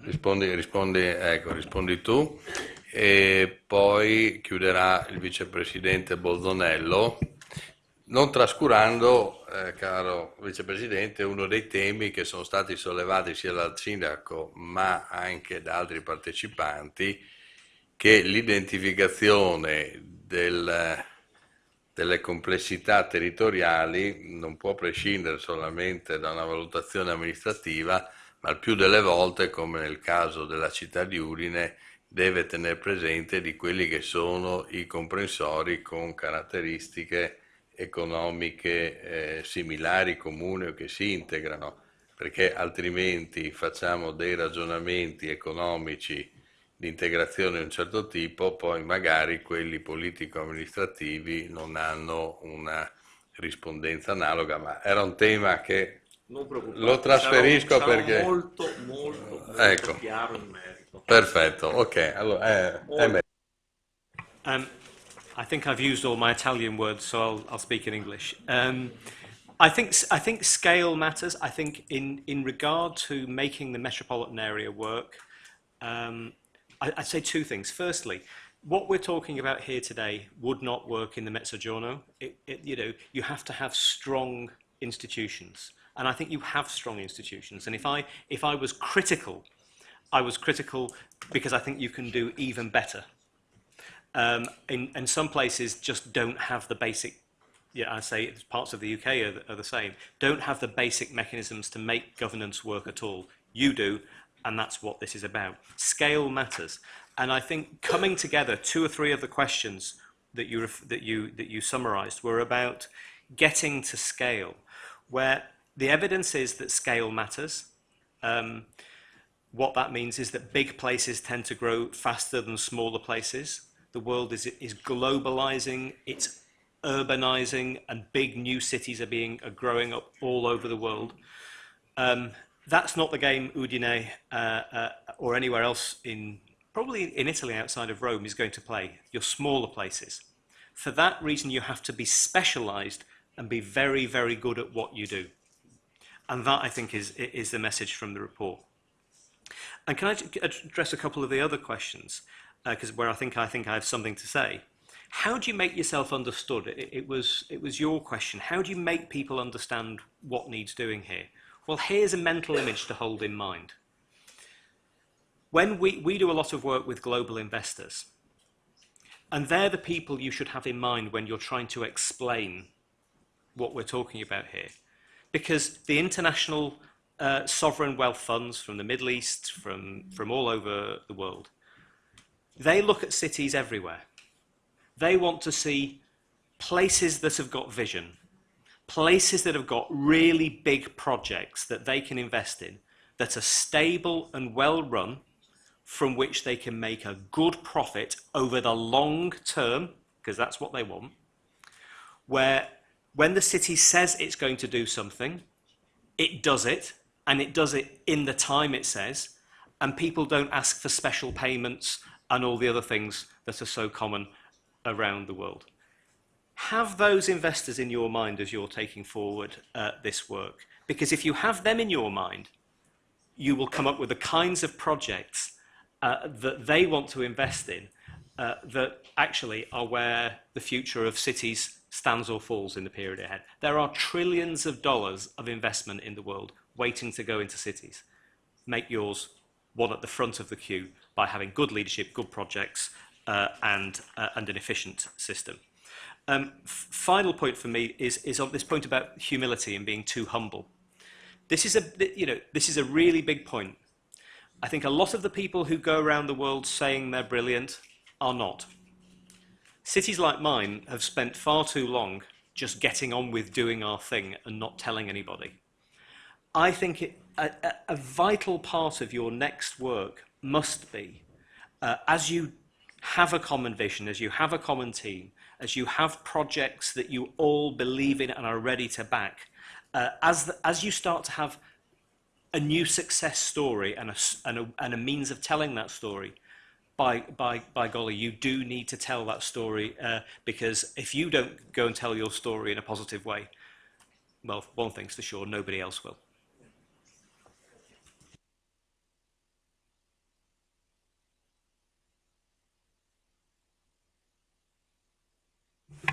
Beh, la chiusura, più che una chiusura, una serie di riflessioni molto anche all'insegna del pragmatismo e anche della consapevolezza di quello che è in questo momento il nostro territorio. Prima però alcuni ringraziamenti non di rito. Il primo va alla dottoressa Del Piero perché pubblicamente voglio ringraziarla per questo mese di sua presidenza di Civibank e soprattutto per un atto che attendiamo domani attendiamo con grande attesa, orribile però è così. Potrebbe essere uno di quegli atti che cambiano il percorso di un territorio e quindi grazie in anticipo se questo come penso avverrà. Parlo di Kopka giusto per capirci, insomma, anche se lo sappiamo tutti. Il secondo ringraziamento va agli amici dell'Ocse per questo grande lavoro. È un lavoro che magari non ci può vedere del tutto, come dire, da condividere nella sua globalità. Poi dirò alcune cose che non mi convincono, di altre che mi convincono invece in maniera importante, ma il lavoro è un lavoro serio, non è un copia e incolla che molte volte ci si aspetta da studi di questo tipo e quindi sicuramente possiamo dire che oggi abbiamo acquisito una serie di informazioni e di ragionamenti su cui poter costruire alcuni pilastri del percorso futuro. Il terzo ringraziamento, anche qui non di rito e non di circostanza, va al professor Quaglia e a Gianni D'Apozzo. Gianni D'Apozzo è una delle persone con cui ci si può scontrare più facilmente. È una persona difficile, una persona con cui bisogna essere molto diretti, l'abbiamo fatto in questi 2 anni, ci siamo più volte detti in faccia quello che pensavamo, però è un interlocutore. Oggi trovare interlocutori nel panorama del Friuli Venezia Giulia è molto difficile ed è uno dei temi che in questo lavoro emerge con chiarezza. Avere interlocutori su cui poter fare dei ragionamenti di prospettiva e dei ragionamenti anche da costruire ex novo è realmente difficile. Quindi l'aver fatto discutere questo territorio e l'aver poi portato il tutto a un dibattito pubblico è assolutamente meritorio. Tra l'altro è comunque una non novità, nel senso che in questi periodi, in questi ultimi 2 anni in particolare, 3 anni in particolare, molti territori italiani si sono interrogati, molti territori italiani hanno cercato delle strade per arrivare ad a ricostruire un percorso di comunità.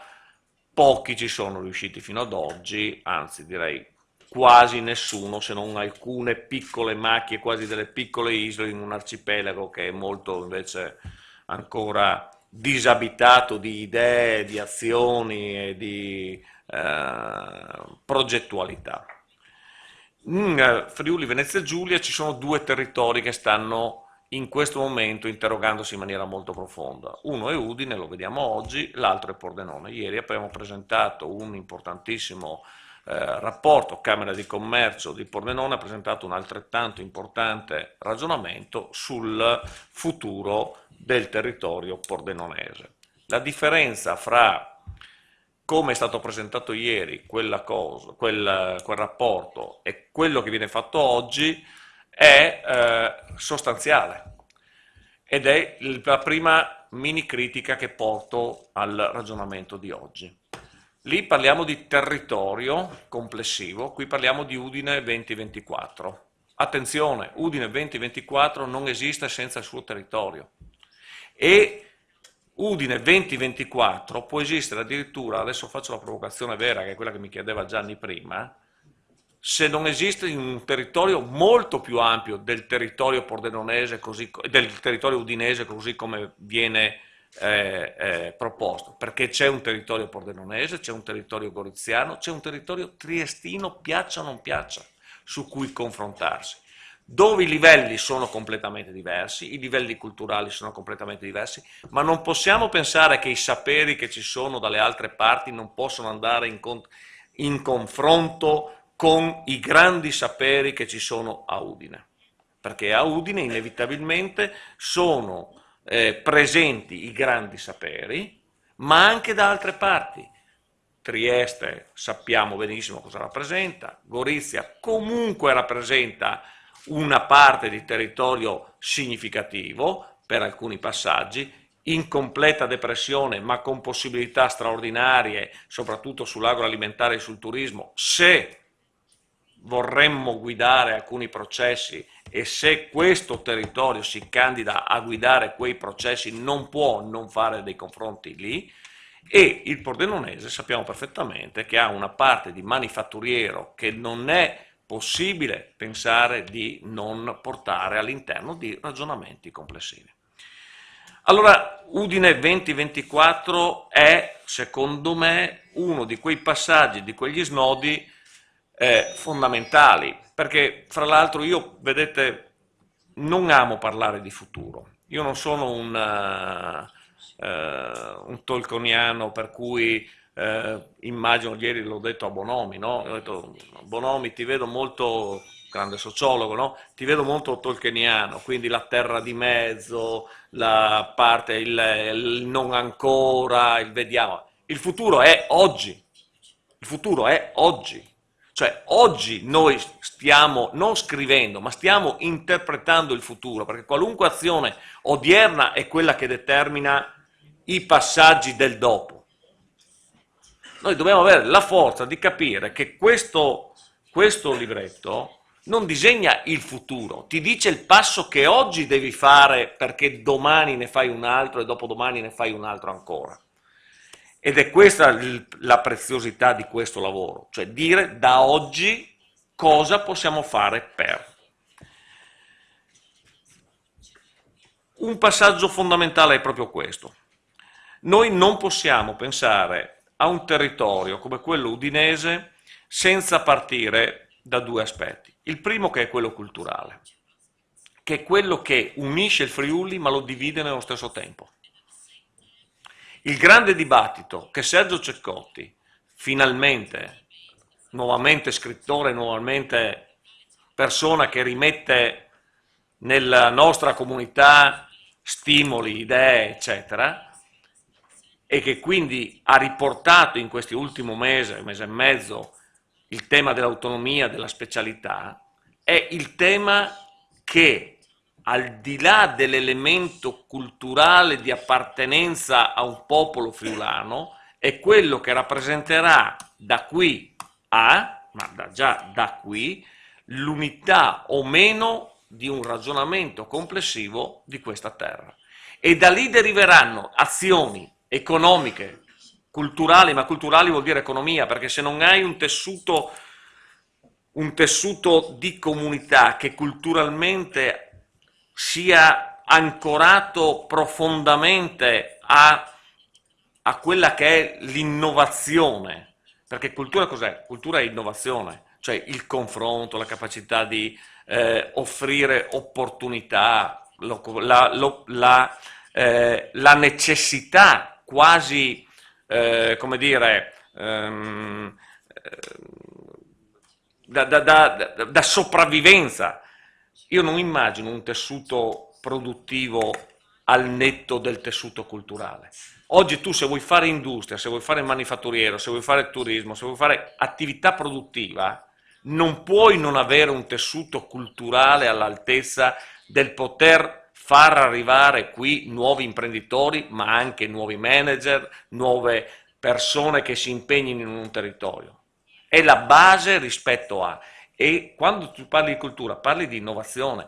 E quale è, se non un manifatturiero innovativo, non più capace di crearti nuovi posti di lavoro, ma di creare la capacità di tenere quello che c'è dal punto di vista di occupazione, ma di essere assolutamente innovativo per creare altre innovazioni in altri settori. Perché l'assurdo, la vera sfida è, con questo manifatturiero altamente innovativo, capace di tenere su questo territorio la possibilità di creare l'altra occupazione, quella dell'industria agroalimentare, quella del turismo. Anche qui, no, vedo la mia amica Paola Schneider, la verità è che noi abbiamo un turismo governato da persone non capaci di fare turismo, cioè noi abbiamo un'industria che ha all'interno manager e imprenditori capaci di fare industria, di fare manifatturiero. Non abbiamo turismo con persone all'altezza capaci di fare realmente turismo. Ma questo un altro ci porterebbe fuori strada oggi. Nello stesso tempo la parte legata all'agroalimentare, legato all'industria agroalimentare, non più quindi agricoltura per l'agricoltura come tema bucolico, ma agricoltura come capacità di interpretare in questo territorio anche la parte industriale dell'agricoltura, oltre a tutto il resto. Una centralità quindi, quella udinese, che è una centralità che deve svilupparsi attraverso anche grandi scelte che oggi devono essere fatte. Faccio un esempio, quindi faccio un'altra provocazione, visto che oggi preferisco questo tipo di intervento alle chiacchiere, preferisco la prosa alla poesia. È possibile che nel dibattito, c'è il vicepresidente di ZIU, è possibile che nel dibattito sull'accorpamento dei consorzi industriali non si debba andare con forza a un accorpamento anche con la USA Corno, a prescindere da quelli che sono in questo momento le condizioni della USA Corno, perché è un discorso strategico, è un discorso, e si debba in qualche modo lasciare questa partita nelle mani di altri e non la si prenda da un punto di vista come dire, di classe dirigente di questo territorio, perché c'è già un'altra parte di territorio che sta facendo dei ragionamenti, e cioè tutto il front water, quindi tutta la parte Monfalcone, no? Trieste, Monfalcone, Porto Nagaro, quindi il sistema portuale. Ma Udine all'interno di quei ragionamenti di prospettiva che stiamo facendo, può permettersi di non avere più comunque una presenza forte rispetto alla Usacorno? Punto di domanda. Allora, e cerco di andare verso... Ho fatto questo esempio per far capire che sono problemi che non possono essere demandati ad altri.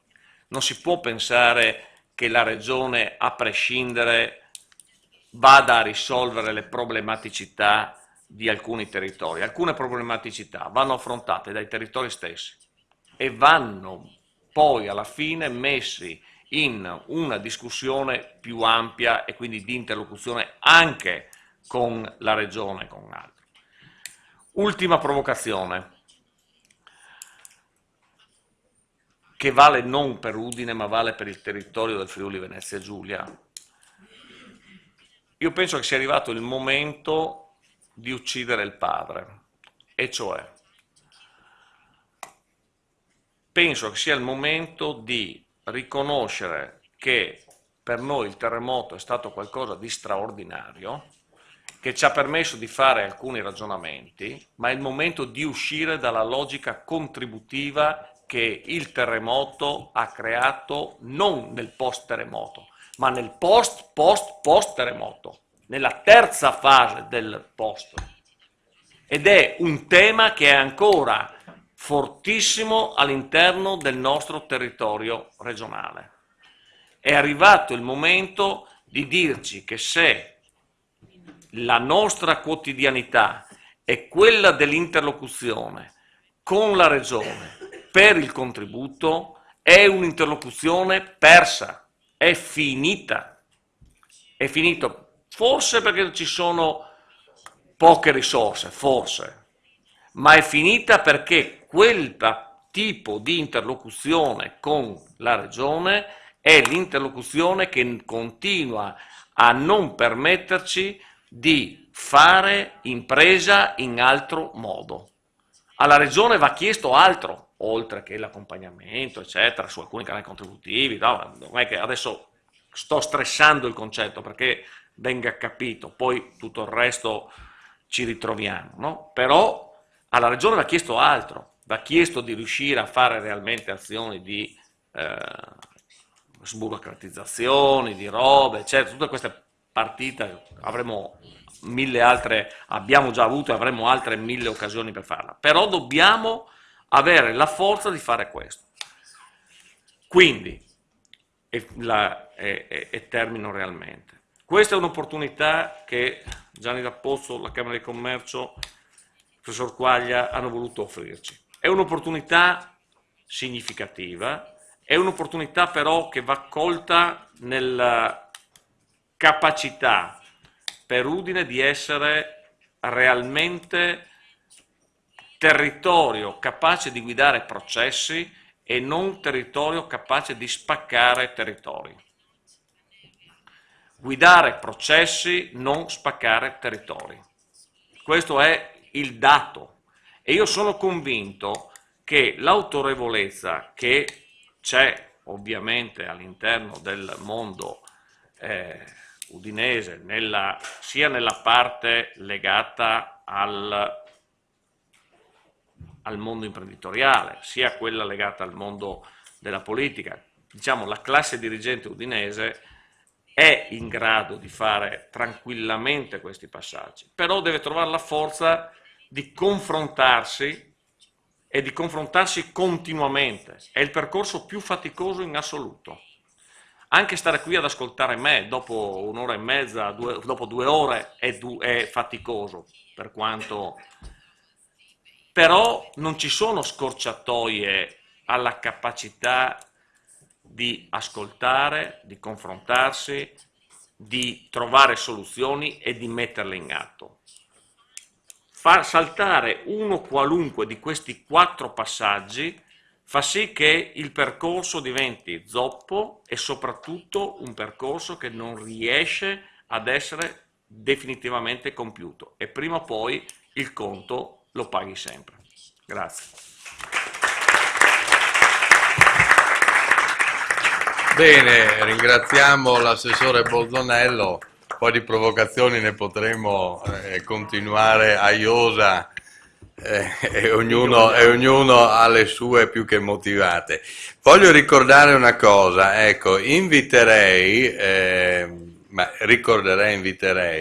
a visitare la mostra presso la sede di FF dei 19, correggimi, istituti di scuola media superiore, dove hanno presentato delle idee estremamente interessanti, innovative, sempre col tema riguardante il futuro, e questo è un lavoro a cui voglio ringraziare, molti docenti sono qui presenti, perché in effetti il sistema della scuola superiore, soprattutto nella nostra regione, ha sempre avuto un ruolo importantissimo. Vi ringrazio per la presenza e chi ha la possibilità oggi alle 6 qui con la professora Lesina. Grazie.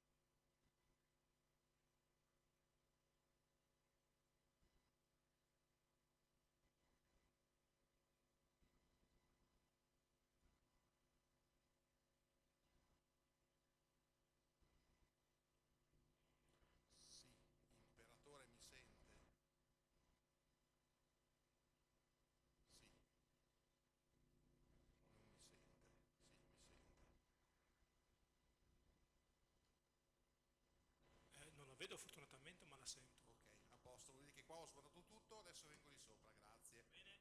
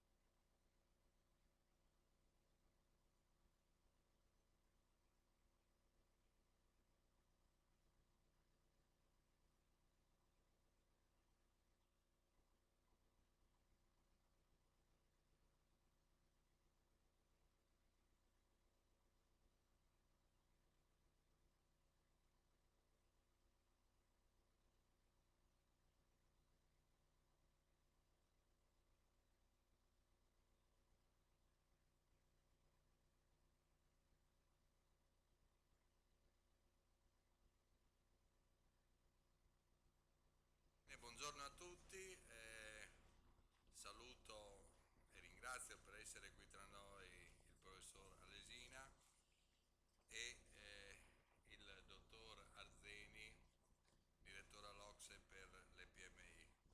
Grazie Sindaco, ci rivediamo dopo la mattinata, ma grazie anche al mitico rettore, il professor De Toni. Bene, stamattina abbiamo presentato all'interno di Future Forum Udine 2024 assieme agli amici dell'Ocse Debra Monfort e Mike Emmerich quelli che sono stati i risultati emersi da un lavoro che è durato parecchi mesi che ha visto come protagoniste quasi 200 stakeholder della città, del campo dell'economia, della cultura, delle istituzioni, un po' tutta la complessità della società nel nostro capoluogo, che raccogliendo una serie di dati poi ha dato la possibilità all'Ocse di elaborare questi dati e oggi sono stati presentati per dare alcuni indirizzi in un momento molto complicato come quello che stiamo vivendo da troppo tempo. Si parla dell'oggi ma non si parla del domani. E in questo momento, se non si individuano quelli che possono essere dei scenari futuri, soprattutto per una regione piccola come la nostra, però che ha una sua complessità, una sua vivacità socio-economica, io penso che in effetti il vivere la giornata senza avere uno scenario di cambiamento, di certo questo non è uno stimolo né per l'economia, ma neanche per il mondo della formazione, per il mondo della cultura, per il mondo delle istituzioni, di riorganizzare il proprio territorio, sia che sia un livello come quello che abbiamo visto oggi, un livello diciamo in ambito comunale e sovracomunale, sia nell'ambito regionale. È indubbio che quando parliamo di scenari parliamo di economia, ma parliamo soprattutto di formazione, quindi l'università è il motore della formazione, soprattutto in un'economia in grosso cambiamento e in evoluzione come quella che stiamo vivendo, e chiaramente l'aspetto delle istituzioni. Noi siamo tornati assieme al professor Pezzetta, assieme a Friuli Innovazione, assieme a 15 start-up circa 10 giorni fa dalla Silicon Valley, dove siamo andati un po' a capire quel fenomeno dove si insediano le start-up, dove vediamo che lì parlano di billion come se fossero noccioline, ma quello che ha colpito è il sistema che si è creato, cioè l'humus che nasce da due grandissime università come Berkeley e Stanford, che originano chiaramente ricerca sia pura che applicata anche nei confronti delle imprese. Questo humus chiaramente viene trasferito alle istituzioni che organizzano anche il territorio per questo tipo di sviluppo, e chiaramente poi tutta una serie di imprenditoria molto diversa anche da quella magari che abbiamo noi come concezione di impresa, ma che vede protagonisti giovani di 25, 30, 32, 35 anni, sono già obsoleti. Ecco, al di là di questo che è un fenomeno magari ripetibile, non vuole questo essere preso ad esempio, però è il concetto di sistema di humus, di fertilità, dove indubbiamente la matrice della formazione, in particolar modo quella universitaria, ha un ruolo importantissimo. Oggi siamo nella seconda parte della giornata, oggi parleremo di economia, ma sempre di scenari, ma scenari chiaramente di carattere nazionale e internazionale, che poi sono quelli che influenzano anche una regione piccola come la nostra, e lo facciamo con due persone di grossissimo spessore, uno il professor Alesina, professore all'Università di Harvard, professore all'Università La Bocconi, diciamo tutti i suoi editoriali sul Corriere della Sera, e l'amico Sergio Arzeni, con l'Ocse noi collaboriamo già da moltissimi anni, abbiamo fatto moltissime cose e come Camera di Commercio siamo anche uno dei soggetti all'INE. Ecco, io avrei terminato con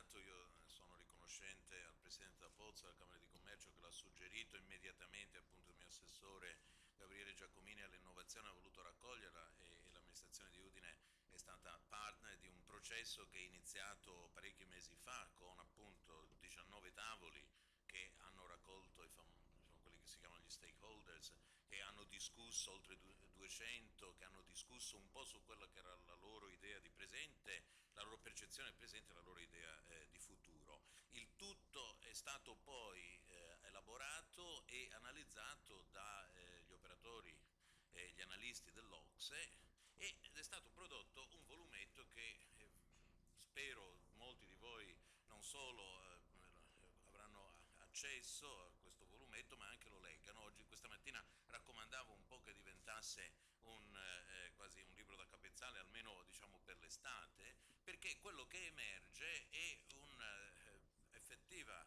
prospettiva importante sulla città di Udine. Prima di tutto loro riconoscono che Udine è una città che ha saputo confrontarsi con la crisi molto meglio di tanti altri territori e quindi ha riconosciuto una certa resilienza di fondo alla città. Io mi scuso se alcune di queste cose le ho già dette questa mattina, ma in particolare ci hanno messo in guardia non contro il declino, ma contro il declinismo, che appunto è un vocabolo che caratterizza tanti territori nel mondo, soprattutto nel mondo occidentale adesso, ed è appunto questa metanarrazione in qualche modo pessimistica, ingiustamente pessimistica, che poi però rischia di autoavverarsi.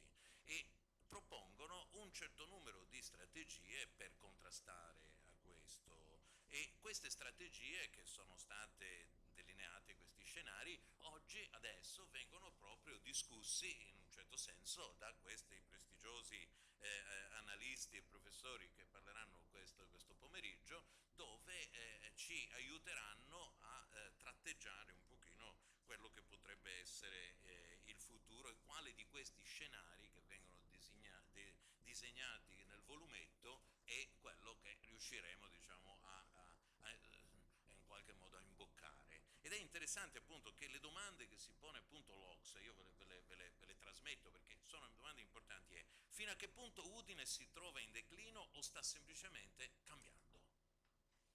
E già qui, diciamo, c'è un passo netto. E l'altra domanda interessante: Udine, ovvero diciamo gli udinesi, sa che cosa è oggi? Molto appunto di questo è il compito che tutti noi cittadini di Udine, con i vostri vari ruoli, con i vari compiti, abbiamo proprio per progettare il nostro futuro, perché poi alla fine la sintesi qual è? E qui chiudo, è che non dobbiamo essere spettatori, ma tutti attori di questo cambiamento, e quindi tutti coloro che sono qui, e io vi ringrazio appunto per essere qui, aver condiviso questo percorso, in realtà appunto dovranno essere i protagonisti di questa opportunità di affrontare il futuro in modo positivo e in modo vincente. Quindi io vi auguro un buon pomeriggio e grazie di essere qui.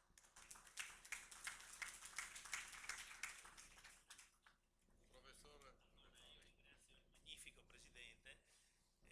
Allora, io non posso che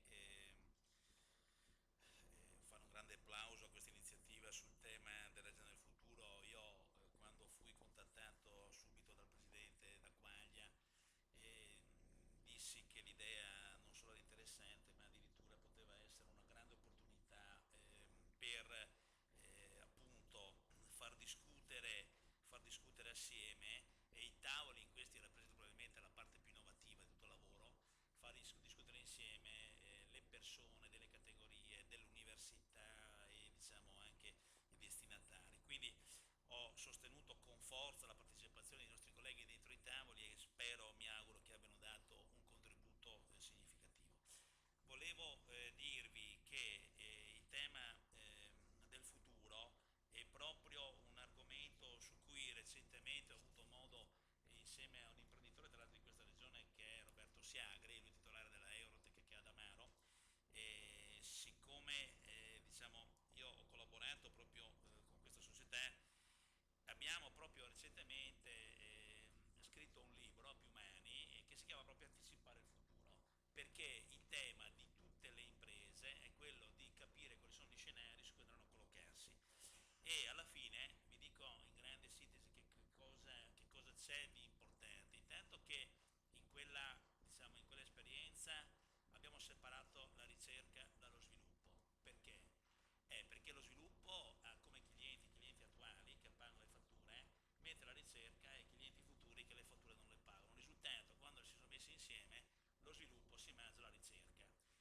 abbiamo separate perché la ricerca ha come clienti quelli del futuro.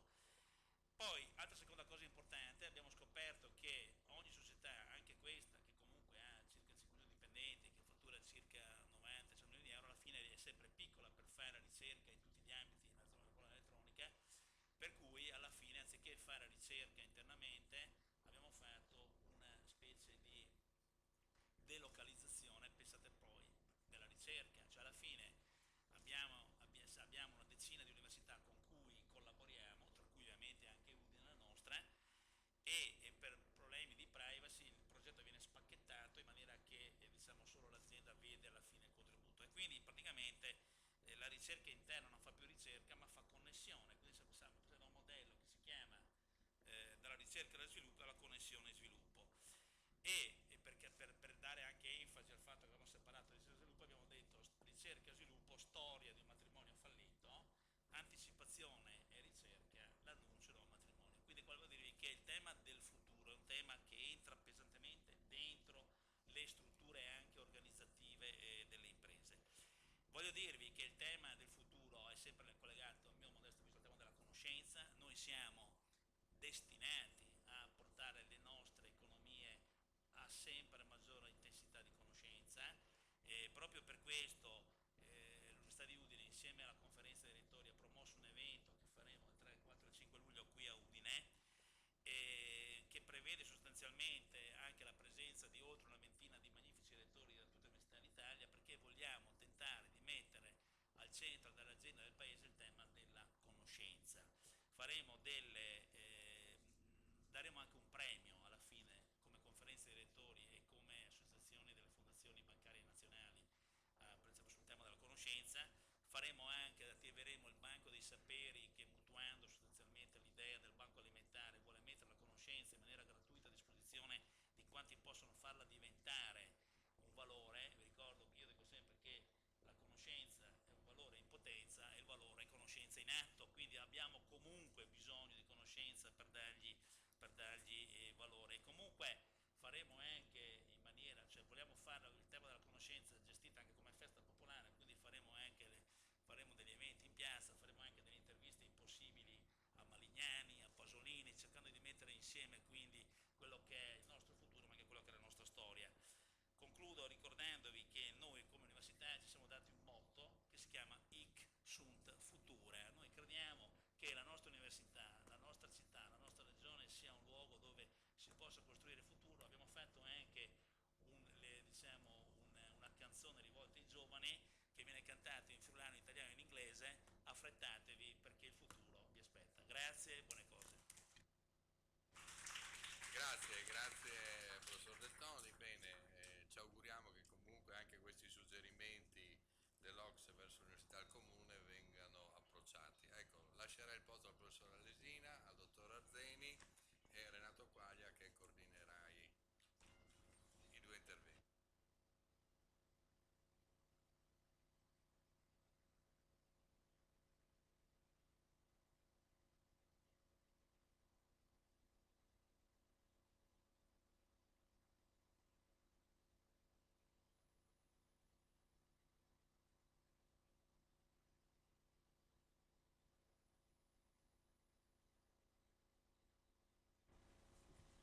Bene, la seconda parte di questa giornata che è dedicata all'agenda del futuro che l'Ocse ha presentato questa mattina, avviando anche in parte un dibattito su questa proposta, su questa analisi delle possibilità e delle necessità di una Udine che voglia affrontare i prossimi decenni.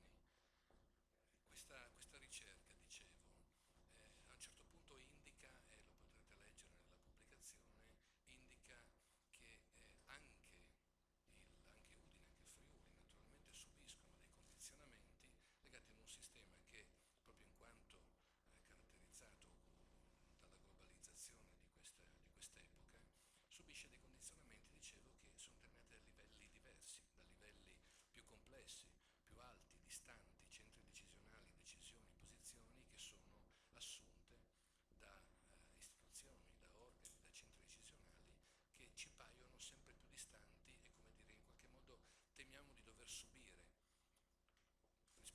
abbiamo difficoltà a credere di poter partecipare in qualche modo noi stessi condizionare. Del resto il sistema sta letteralmente cambiando, diceva Paul Valéry, il guaio dei nostri tempi è che purtroppo il futuro non è più quello di una volta, è un futuro che cambia radicalmente e continuamente e gli esperti, gli analisti dell'Ocse indicano in questa pubblicazione 4 possibili scenari di fronte a cui Udine si troverà e rispetto ai quali la classe dirigente, i responsabili, i cittadini stessi di questa città dovranno decidere come reagire e rispetto all'accadere o meno di questi scenari quale atteggiamento assumere, naturalmente invitando gli analisti Ocse ad assumere un atteggiamento attivo perché comunque anche l'ambito locale e territoriale riesce ad assumere, a svolgere un ruolo che a sua volta condiziona non solo il proprio destino, ma in un certo senso partecipa anche a determinare destini e traiettorie definite da altri altrove. Abbiamo quindi invitato il professor Alesina e il professor Arzeni a in qualche modo approfondire il tema di questi scenari. Gli analisti Ocse ci dicono che ci sono 4 scenari possibili e li tracciano da quello più negativo a quello più positivo, indicano questi 4 scenari condizionabili dalle scelte dell'Europa, dagli accadimenti che determinerà ad esempio il caso greco rispetto alla politica economica europea, naturalmente lo legano alle possibilità di successo di una politica di riforme nel nostro Paese e determinano questa politica di riforme, immaginano nella costruzione di scenari un risultato negativo, un risultato positivo, un risultato invece massimamente positivo. Probabilmente agli estremi di questi 4 scenari alcuni di questi sono irrealizzabili, altri più verosimili, un altro in particolare più verosimile, gli analisti Ocse dicono sarebbe quello in cui il Friuli, Udine e il Friuli, e quindi comunque contestualizzano la città di Udine in relazione al proprio territorio. Questo territorio potrebbe in qualche modo svolgere un ruolo che è diverso da quello che è stato rivendicato in altri anni, in un passato recente friulano, come attraverso una richiesta di autonomia che in qualche modo significava però la possibilità di potersi muovere autonomamente e con distanza da quello che sarebbe potuto essere sarebbero potute essere le policy nazionali. In questo caso gli analisti dicono che le caratteristiche del tessuto economico, sociale, imprenditoriale, civile di questo territorio potrebbero candidare questo territorio a diventare laboratorio non per se stessi e per rivendicare la propria autonomia, ma per essere invece proattivi, addirittura utili a sperimentare modelli che sarebbero utili per l'Italia. Cioè quindi non porci in una condizione di autonomia per chiusura, ma in una condizione di autonomia, ovvero di condizione diciamo protetta di sperimentazione, ma per verificare, come accade in un laboratorio di scientifico o di medicina, qualche molecola particolare poi da mettere in condivisione al sistema nazionale. Abbiamo chiesto quindi, vi dicevo, al professor Lesina e al professor Arzeni di darci un loro punto di vista su quali scenari effettivamente possiamo più verosimilmente attenderci nell'immediato futuro. E passo quindi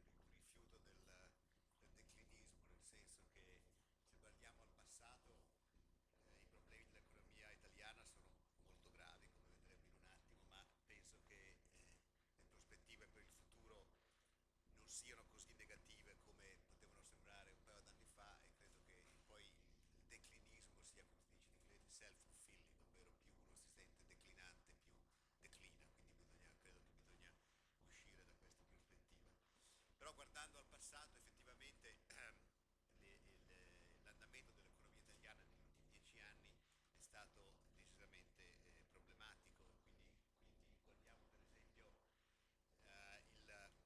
l'andamento fatto 100, uguagliando a 100 il GDP, il PIL, nel 2008 l'Italia ha avuto un andamento decisamente inferiore rispetto a quel resto dell'euro area. Stiamo parlando di differenze di 10%, quindi sono differenze assolutamente enormi. Questo è il GDP per capita, ovvero il reddito per capita, e anche qui mentre sia il resto dell'area euro che l'Italia hanno subito la crisi finanziaria, l'Italia ha continuato in un declino deciso, mentre l'area euro si è fermata e si sta riprendendo. Queste sono differenze enormi, non è facile vedere in tanti momenti della storia differenze di questo livello tra paesi simili. La disoccupazione è la stessa storia. In Italia la disoccupazione sta salendo negli ultimi anni, è salita, mentre nell'area euro sta cominciando a calare. La disoccupazione giovanile, su cui tornerò fra un po', in Italia è a livelli di crisi decisamente, mentre nell'area euro è molto alta anche lì, però sta cominciando a scendere. La produttività del lavoro ha avuto un andamento decisamente deludente in Italia. Se confrontiamo l'Italia degli ultimi 20 anni più o meno, dal fatto a 100, uguagliata a 100 la produttività all'inizio degli anni 90 più o meno, quando si è cominciati a convergere verso l'euro, guardate la differenza tra l'andamento della produttività in Italia, che è stato praticamente piatto dal 2000 in avanti, rispetto a quello di altri paesi come Inghilterra, Germania, Francia e Netherlands. Quindi la produttività ha avuto un andamento assolutamente deludente, che ovviamente si riflette nell'andamento dei costi del lavoro, che in Italia hanno avuto questo andamento, mentre sono cresciuti dappertutto. In Italia sono cresciuti di più, e mentre in Spagna dopo la crisi finanziaria i costi del lavoro sono scesi per vari aggiustamenti salariali, la Spagna è entrata in crisi per vari motivi e i costi del lavoro sono scesi, in Italia sono continuati a salire di più che in Francia e in Germania, perché fatti a 100 nel 2000 i costi del lavoro, fatti a 100 vedete come si siano divaricati in Italia rispetto a Francia e Germania. E appunto mentre in Spagna stanno scendendo, in Italia non stanno scendendo. Questo si traduce in profitti per le imprese. Questi sono i profitti delle imprese non bancarie, quindi i profitti nel settore non finanziario sono scesi precipitosamente negli ultimi 10 anni, e gli investimenti privati stanno crollando in Italia, stavano crollando negli ultimi 3-4 anni rispetto al resto dell'area euro. Tra l'altro in tutti questi grafici stiamo confrontando l'Italia con il resto dell'area euro, che non è esattamente un'area che stia andando alla grande, cioè se paragonassimo questo agli Stati Uniti, il paragone sarebbe ancora peggiore, quindi stiamo confrontando l'Italia a un'area euro che non è proprio al massimo del successo negli ultimi anni. Questo per quanto riguarda l'andamento dell'economia reale.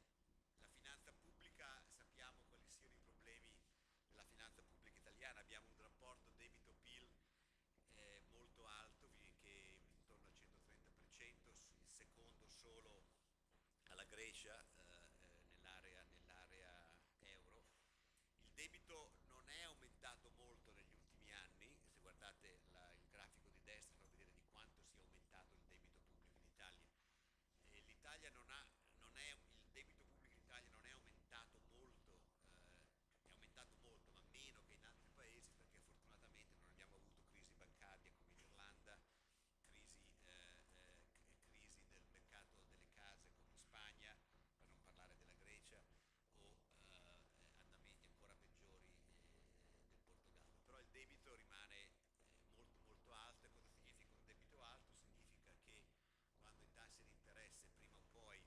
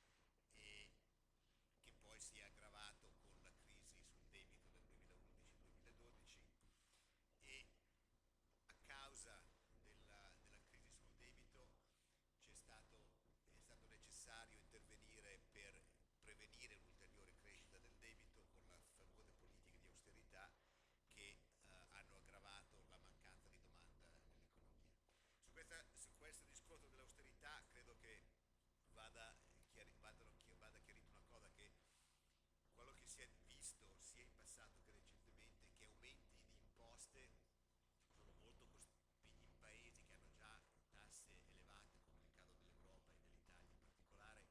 Aumenti delle imposte hanno degli effetti molto negativi sull'andamento dell'economia, sull'andamento della crescita, mentre tagli di spesa sono molto meno costosi e in alcuni casi costano pochissimo in termini di riduzione della crescita.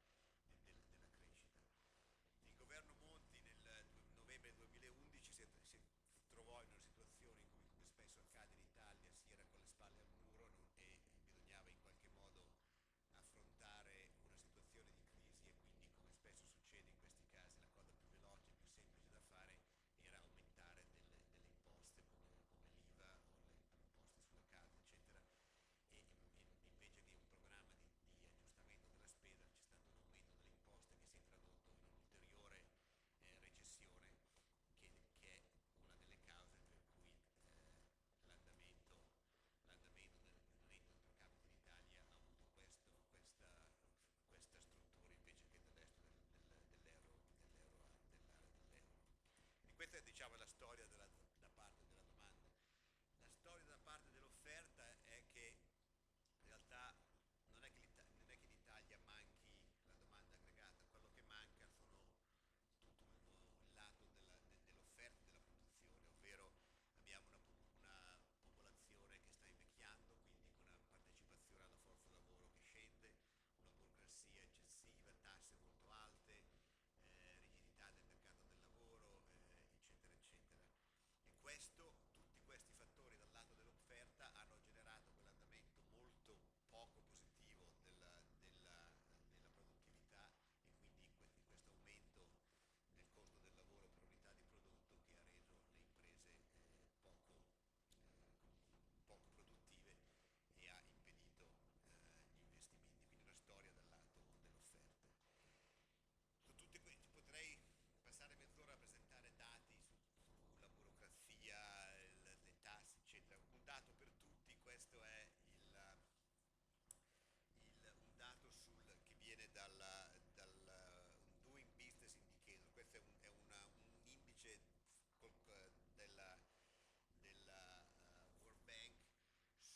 della World Bank su varie cose che le imprese devono fare per produrre. Per esempio dealing with construction permit, cioè avere dei permessi per costruire, accesso all'elettricità, burocrazia necessaria per accedere all'elettricità, burocrazia necessaria per il credito, i costi e la lentezza nel enforcing contract, quindi nella giustizia commerciale, e in generale un indice complessivo su ease of doing business, quanto è facile aprire un business in Italia rispetto ad altri paesi. E guardate l'Italia, che è la colonna blu, rispetto a Spagna, Francia e Germania, come siamo messi maluccio. E come ripeto, stiamo paragonandoci a Spagna e Francia, la Germania è molto meglio, ma Spagna e Francia non sono certo delle vette da questo punto di vista. Se ci confrontassimo a paesi del nord Europa, le sbarrette per il nord Europa sarebbero ancora più basse di quelle della Germania. Cioè la Francia e la Spagna sono due paesi già che non vanno benissimo, quindi per esempio sul Ease of Doing Business siamo il 56esimo paese nel mondo. Per quanto riguarda la giustizia commerciale, siamo al 147esimo posto nel mondo, quindi questi sono problemi di dimensioni enormi. Ora, se questa è, diciamo, la malattia, cosa fare per curarla? Prima di tutto io credo che la narrativa sia dal lato della domanda che dal lato dell'offerta abbiano un loro qualcosa hanno una parte di verità, quindi penso che analisi che si occupano solo della domanda, creiamo più domanda, per esempio con più spesa pubblica e tutto si risolve, o dal lato occupiamoci solo di queste riforme strutturali dal lato dell'offerta, siano approcci incompleti. Credo che sia vero che ci sia bisogno di più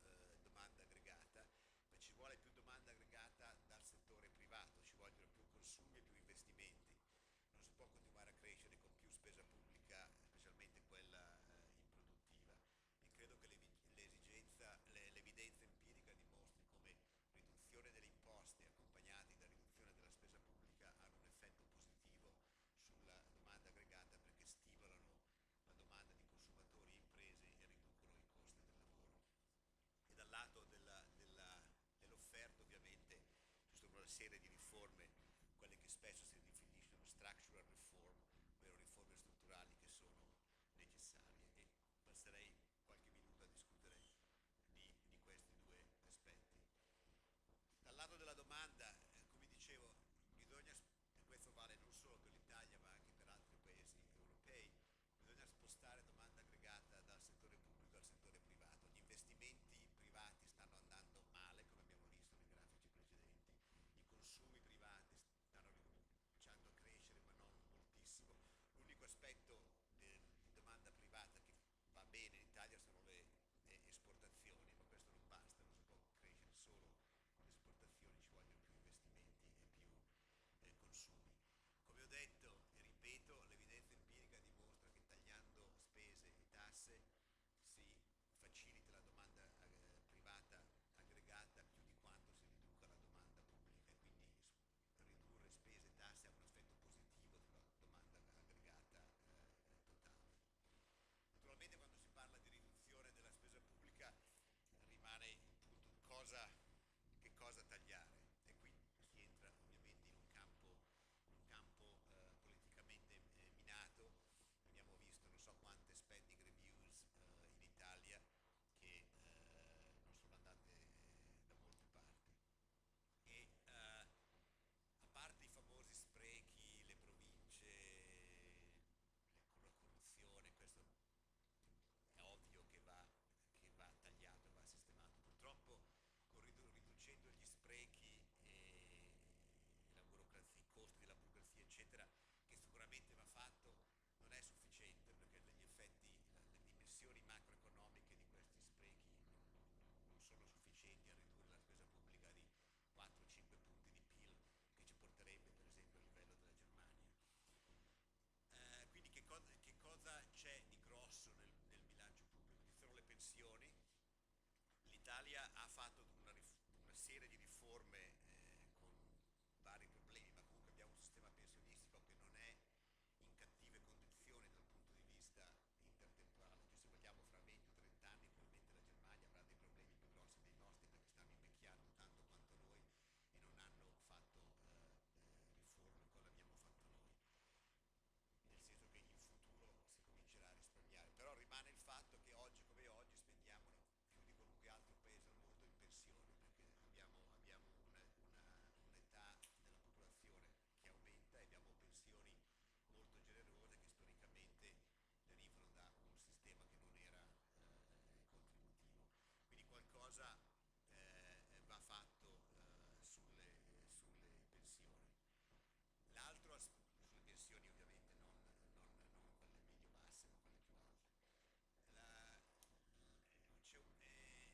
Stiamo arrivando al punto del sistema pensionistico, tornando ai dati di disoccupazione giovanile, in cui in Italia ci sono troppe famiglie in cui i giovani non trovano lavoro perché le tasse sono alte, la produttività è bassa, le imprese non assumono, e le tasse sono alte per pagare le pensioni ai genitori che poi mantengono i figli disoccupati.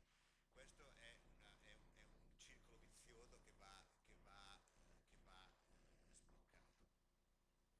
L'altro aspetto su cui bisogna cominciare a pensare è il fatto che il welfare state, lo stato sociale, non solo in Italia ma anche in altri paesi, è diventato uno stato sociale in cui si danno gratuitamente o a prezzi molto inferiori al costo servizi non solo alle classi medio-basse ma anche ai ricchi, per cui la spesa sanitaria offre servizi sanitari praticamente gratuiti o a prezzi molto bassi anche ai ricchi. L'università, e qui mi rivolgo al magnifico rettore, l'università è gratuita, non è gratuita ma a costi molto inferiori a quelli a cui veramente uno studente costa, ed è offerta gratuitamente anche ai ricchi, e questo non è giusto.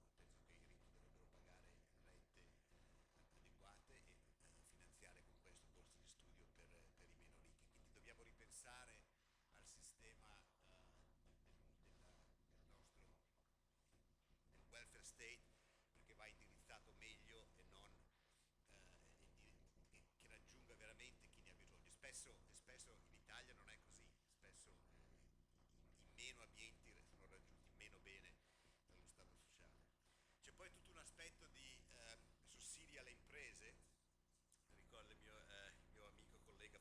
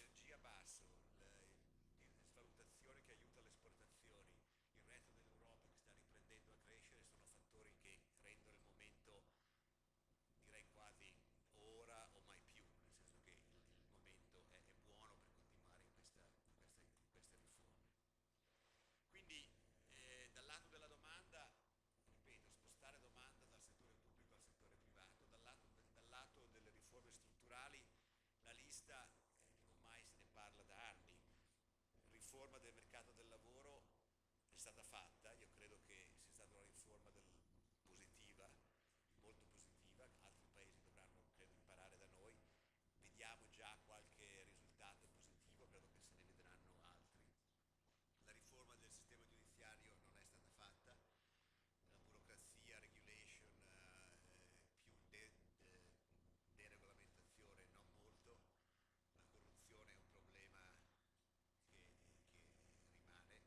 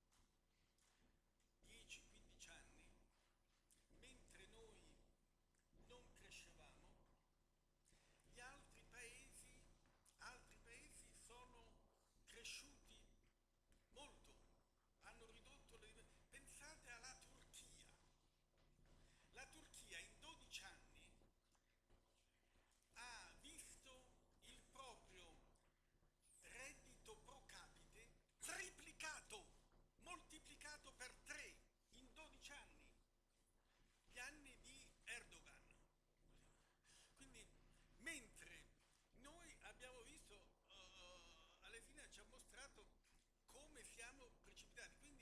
Quindi il divario mentre la Turchia è diventata molto più ricca, noi siamo diventati molto più poveri, noi siamo diventati molto più vicini alla Turchia e la Turchia è diventata molto più Italia.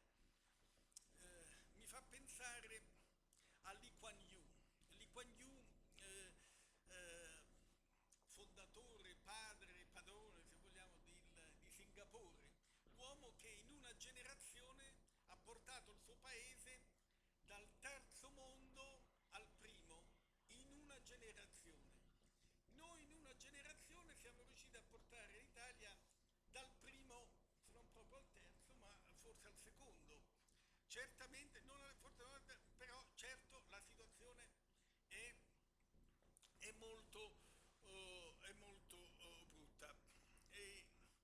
Perché si continua a dire, Alesina diceva, ma abbiamo il costo del lavoro più alto della Germania, di tutti, ma i salari più bassi, cioè il discorso sul cuneo fiscale, se ne parlava molto quando Prodi era il primo ministro, cioè, ma si è perso.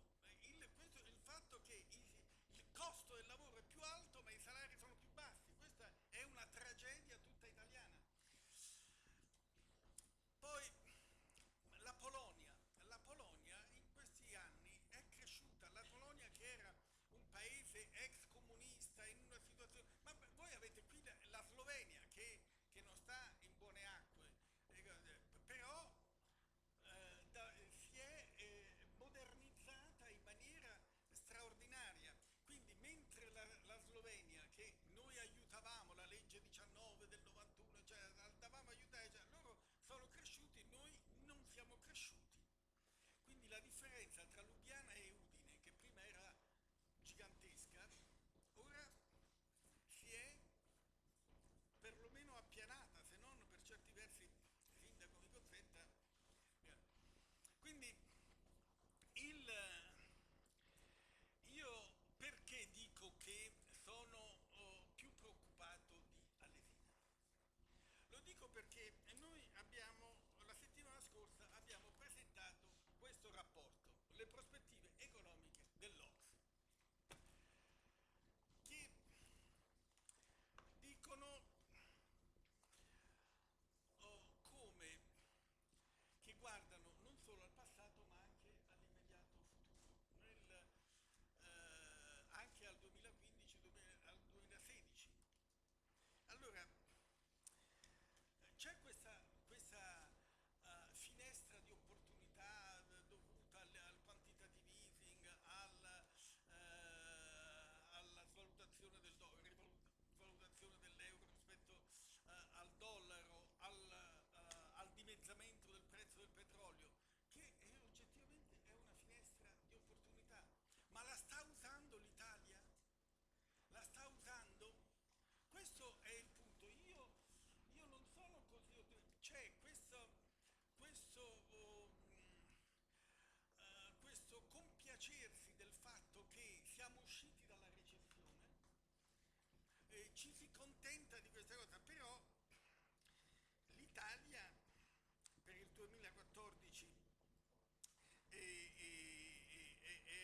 cresciuta allo 0,4%, una situazione. Per il 2015 è previsto lo 0,6%, cioè in questa situazione molto favorevole l'Italia ha la crescita più bassa di tutti i paesi, cioè lo 0,6% contro una Polonia al 3,5%, come l'Irlanda. L'Irlanda l'anno scorso aveva il 4,8%, è cresciuta al 4,8%.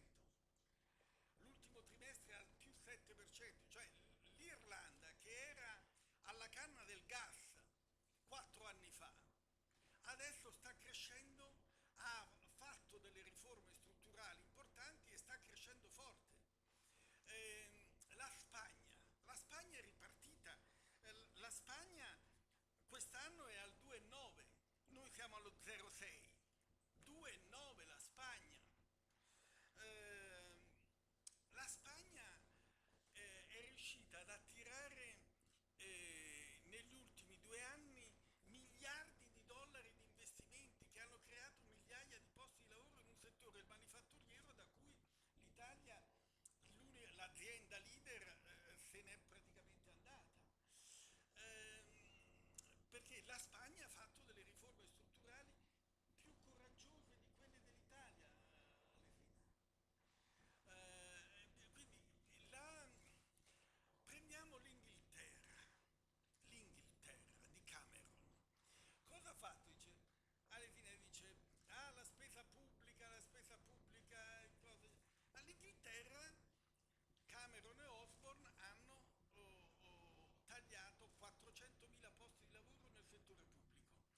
licenziato il 20% degli agenti della Guardia di Finanza, della Polizia e dei Carabinieri. Vi immaginate voi in Italia che si licenzi il 20-25% dei funzionari, degli agenti di polizia? Io ricordo il capo di Scotland Yard sulla BBC dire: il governo sta mettendo il paese nelle mani della criminalità. La criminalità è scesa dopo questi tagli. Nel frattempo, in 4 anni, l'Inghilterra ha creato 3 milioni di posti di lavoro nel settore privato. La disoccupazione oggi in Inghilterra è al 5,5%. E in Germania è al 4,7%. 4,7%. Quindi le riforme strutturali di cui parlava giustamente Alesina, altri le hanno fatte, hanno avuto il coraggio di farle e si vedono i risultati. Spagna, Irlanda, Inghilterra, la Germania stessa. La Germania 15 anni fa era il malato d'Europa. In Italia io non vedo il coraggio di fare quelle riforme che possono consentire di cogliere il momento, l'attimo fuggente, l'occasione della congiuntura astrale, per cui in questo momento noi con questa congiuntura straordinaria che abbiamo, che ha illustrato Alesina, noi che cosa facciamo? Ci accontentiamo di una crescita dello 0,6% per quest'anno e forse dell'1,5% l'anno prossimo, che rimane la più bassa di tutti i paesi, più bassa, insomma, questo è il cruccio che mi fa dire che la situazione non è anche perché questo momento, diciamo, che peraltro noi non consideriamo così felice come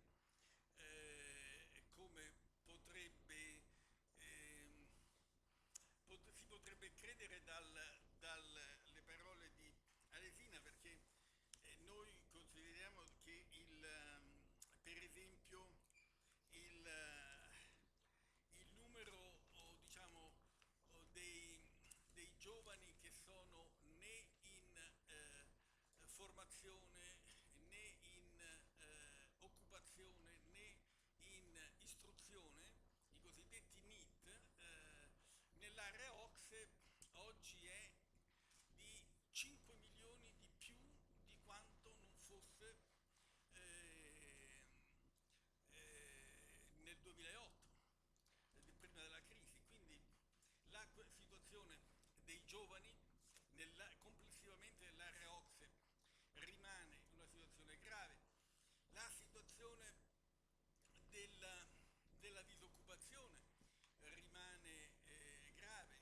Anche negli Stati Uniti gli Stati Uniti avevano storicamente una disoccupazione frizionale. Adesso i disoccupati di lungo periodo, cioè disoccupati per più di un anno, negli Stati Uniti sono raddoppiati oggi rispetto al 2007. Quindi la situazione sul piano sociale, sul piano economico negli altri paesi non è così rosea. Peraltro poi pesano sullo scenario internazionale delle incognite geopolitiche pesanti.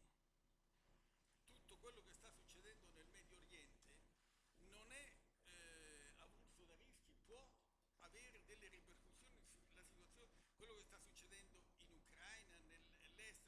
Insomma, stiamo vivendo una situazione, delle tensioni geopolitiche anche nel Pacifico.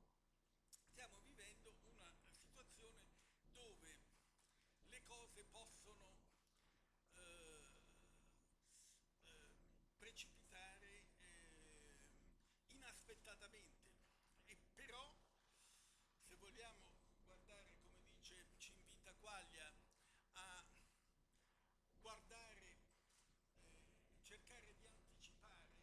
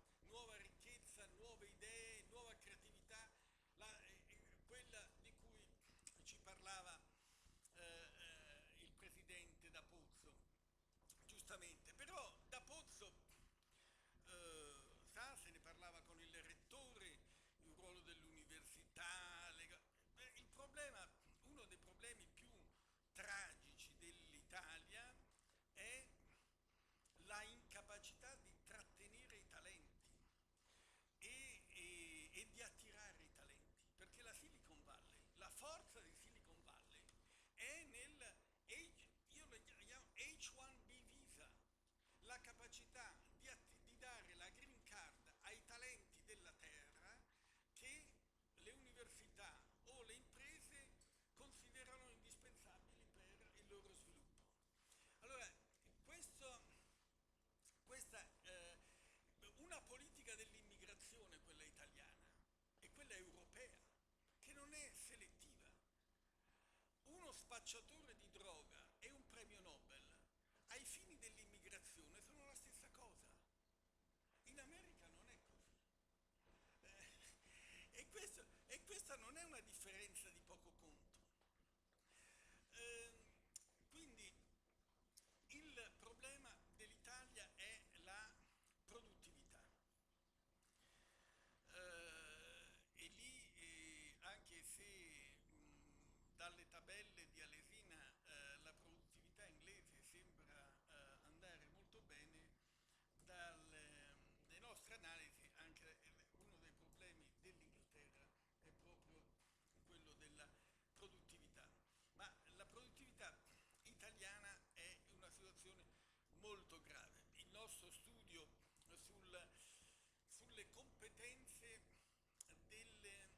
della popolazione attiva mostra fra le persone che lavorano fra i 24 e i 64 anni ci mostrano proprio al livello più basso, insomma il 20% della popolazione ha le capacità di lettura di un bambino di 10 anni, un terzo della popolazione ha difficoltà a far di conto. Insomma, c'è non solo i laureati, c'è anche una base di competenze minime elementari in cui l'Italia ha. Però il problema è questo: bisogna investire in educazione e in formazione. Ma la formazione forse è la cosa più urgente. Il problema è che l'Italia ha bruciato migliaia di miliardi, decine di migliaia di miliardi di formazione del Fondo Sociale Europeo per una formazione professionale che non ha formato, perché la formazione professionale che funziona è quella che si fa in azienda, in funzione delle aziende e non in funzione dei centri di formazione che sono legati a vari apparati politico-sindacali. Quindi questa è una riforma fondamentale, ma che non è un problema non solo dell'Italia, ma anche per la Francia brucia ogni anno, noi lo diciamo, ogni anno brucia 32 miliardi di euro dalla finestra perché non ha un sistema di formazione appropriato e il gap è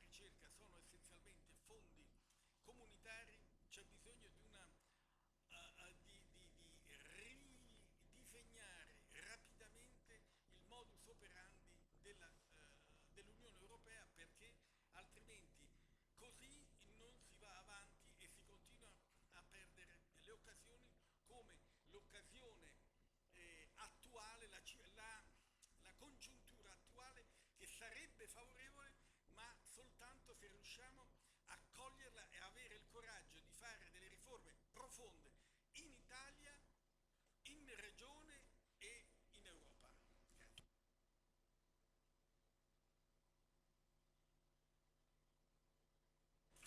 Io ringrazio anche il professor Arzeni e adesso vi inviterei a un dibattito, ma chiedendovi scusa dell'opportunità che vorrei cogliere avendo il microfono aperto, vorrei in qualche modo anticiparlo io con una prima domanda ad Alesina e ad Arzeni,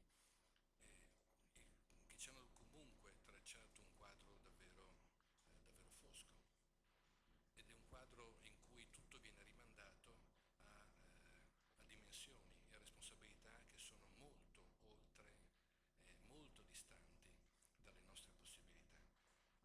Questa mattina Mike Emmerich ha citato un proverbio inglese che dice: come si fa a mangiare un elefante? E il proverbio risponde: un pezzo alla volta. A me piace ricordare un proverbio indiano che dice: quando vedi tutto grigio davanti a te, sposta l'elefante. Vorrei chiedere direttamente a Arzeni e al professor Alesina se questo è il quadro generale e la lettura di un quadro generale che è soprattutto numerica, quindi come dire, non è interpretabile più di tanto, ma per quelli che sono i territori locali, quelli che sono le economie che abbiamo definito, Saskia Sassen definisce quelle delle periferie del mondo, ricordandoci la Sassen che tutto il mondo è periferia nella globalizzazione, cioè la sua definizione illuminante quando dicesi centro, l'incontro di due periferie. Dico, tutti i territori che di fatto non contribuiscono a determinare queste scelte, devono porsi una posizione di attesa, devono semplicemente che rimanere alla finestra aspettando che il cielo si addensi di nuove nubi, o possono invece, pensate, possano avere una possibilità di adesione, di partecipazione, di definizione di proprie strategie autonome.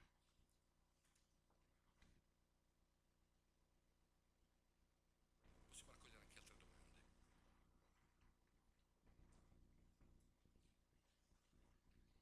Si riprende un po' quello che stava evidenziando l'amico Quaglia,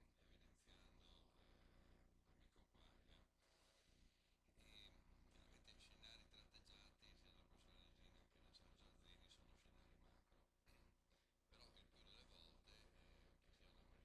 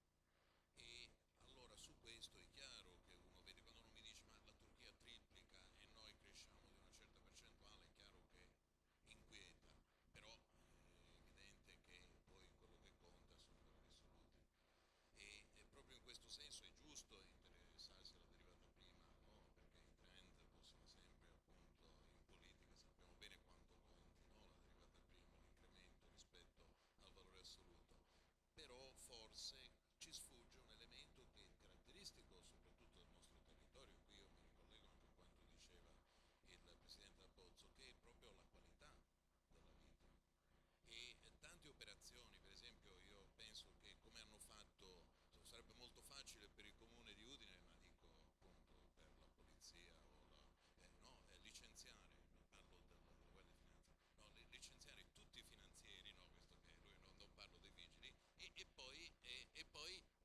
poi appunto esternalizzare il servizio.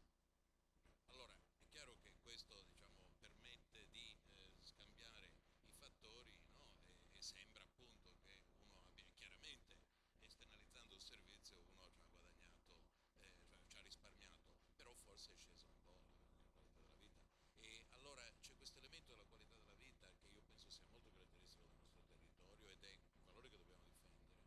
Ed è proprio questo che forse nei ragionamenti percentuali sfugge un pochino perché sono troppo condizionati dagli aspetti finanziari.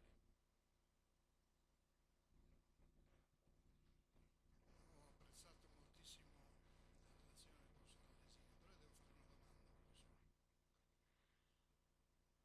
Noi siamo vittime di un sistema di leggi che hanno nome e cognome. La gran parte delle nostre leggi è fatta per qualcuno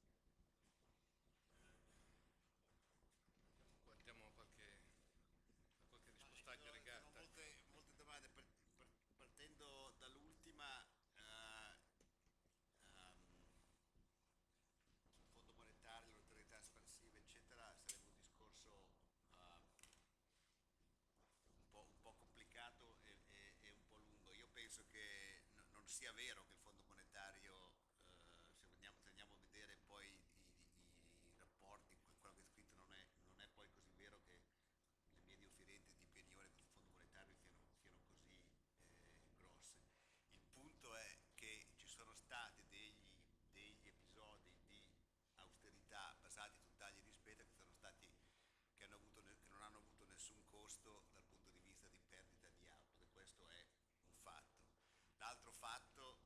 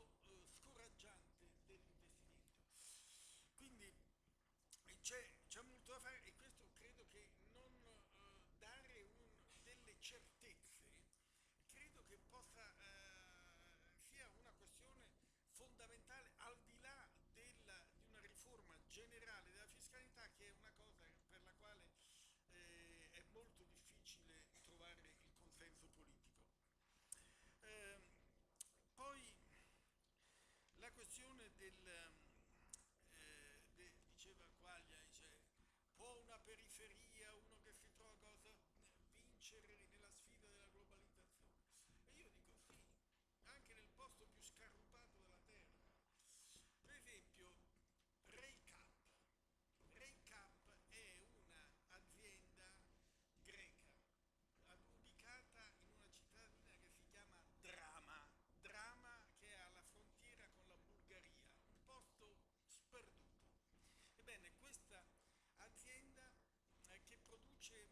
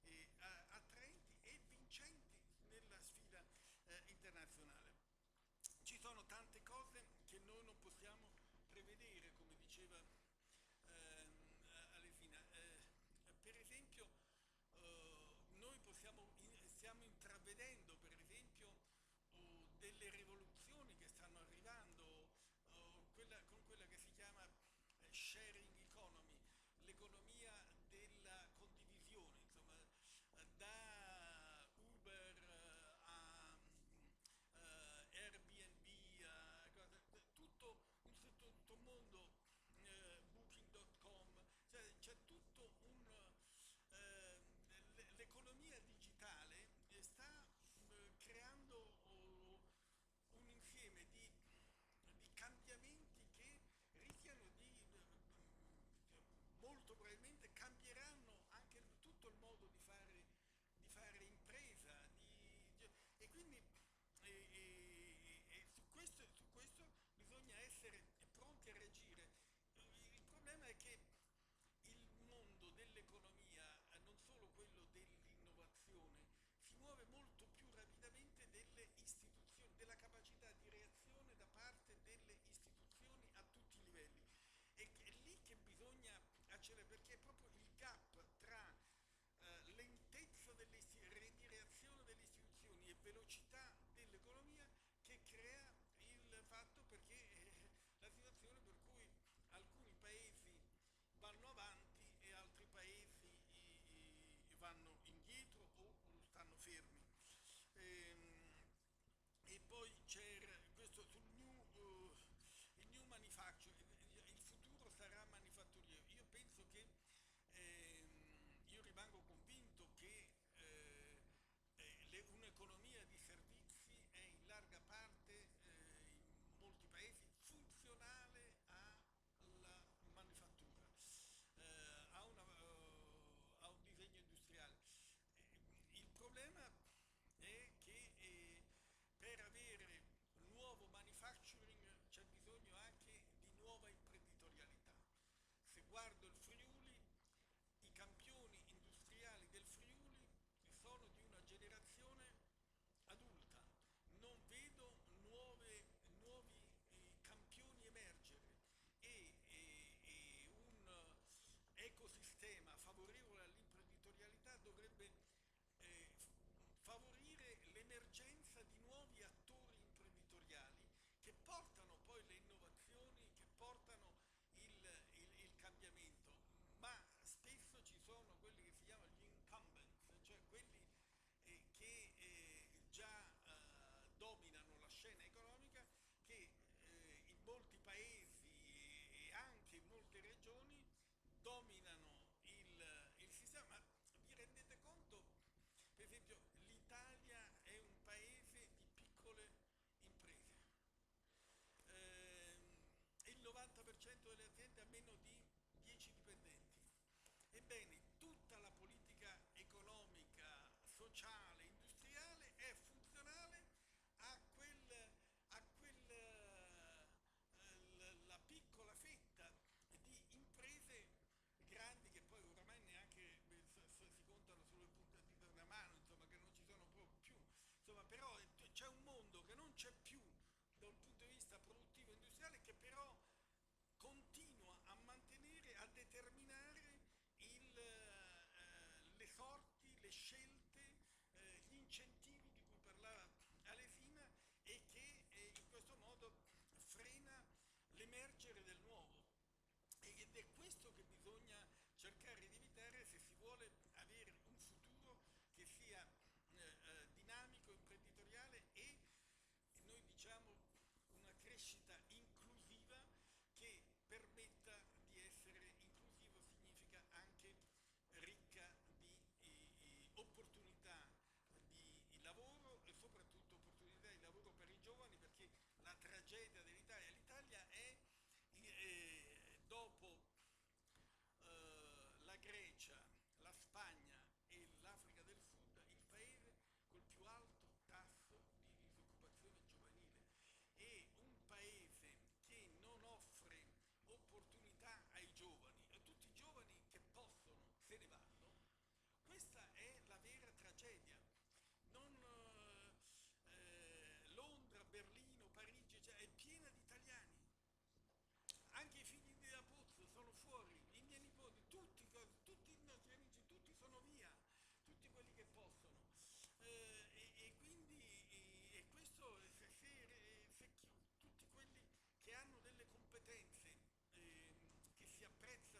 scena mondiale e internazionale se ne vanno, il paese non può che impoverirsi e gli si strappa il futuro.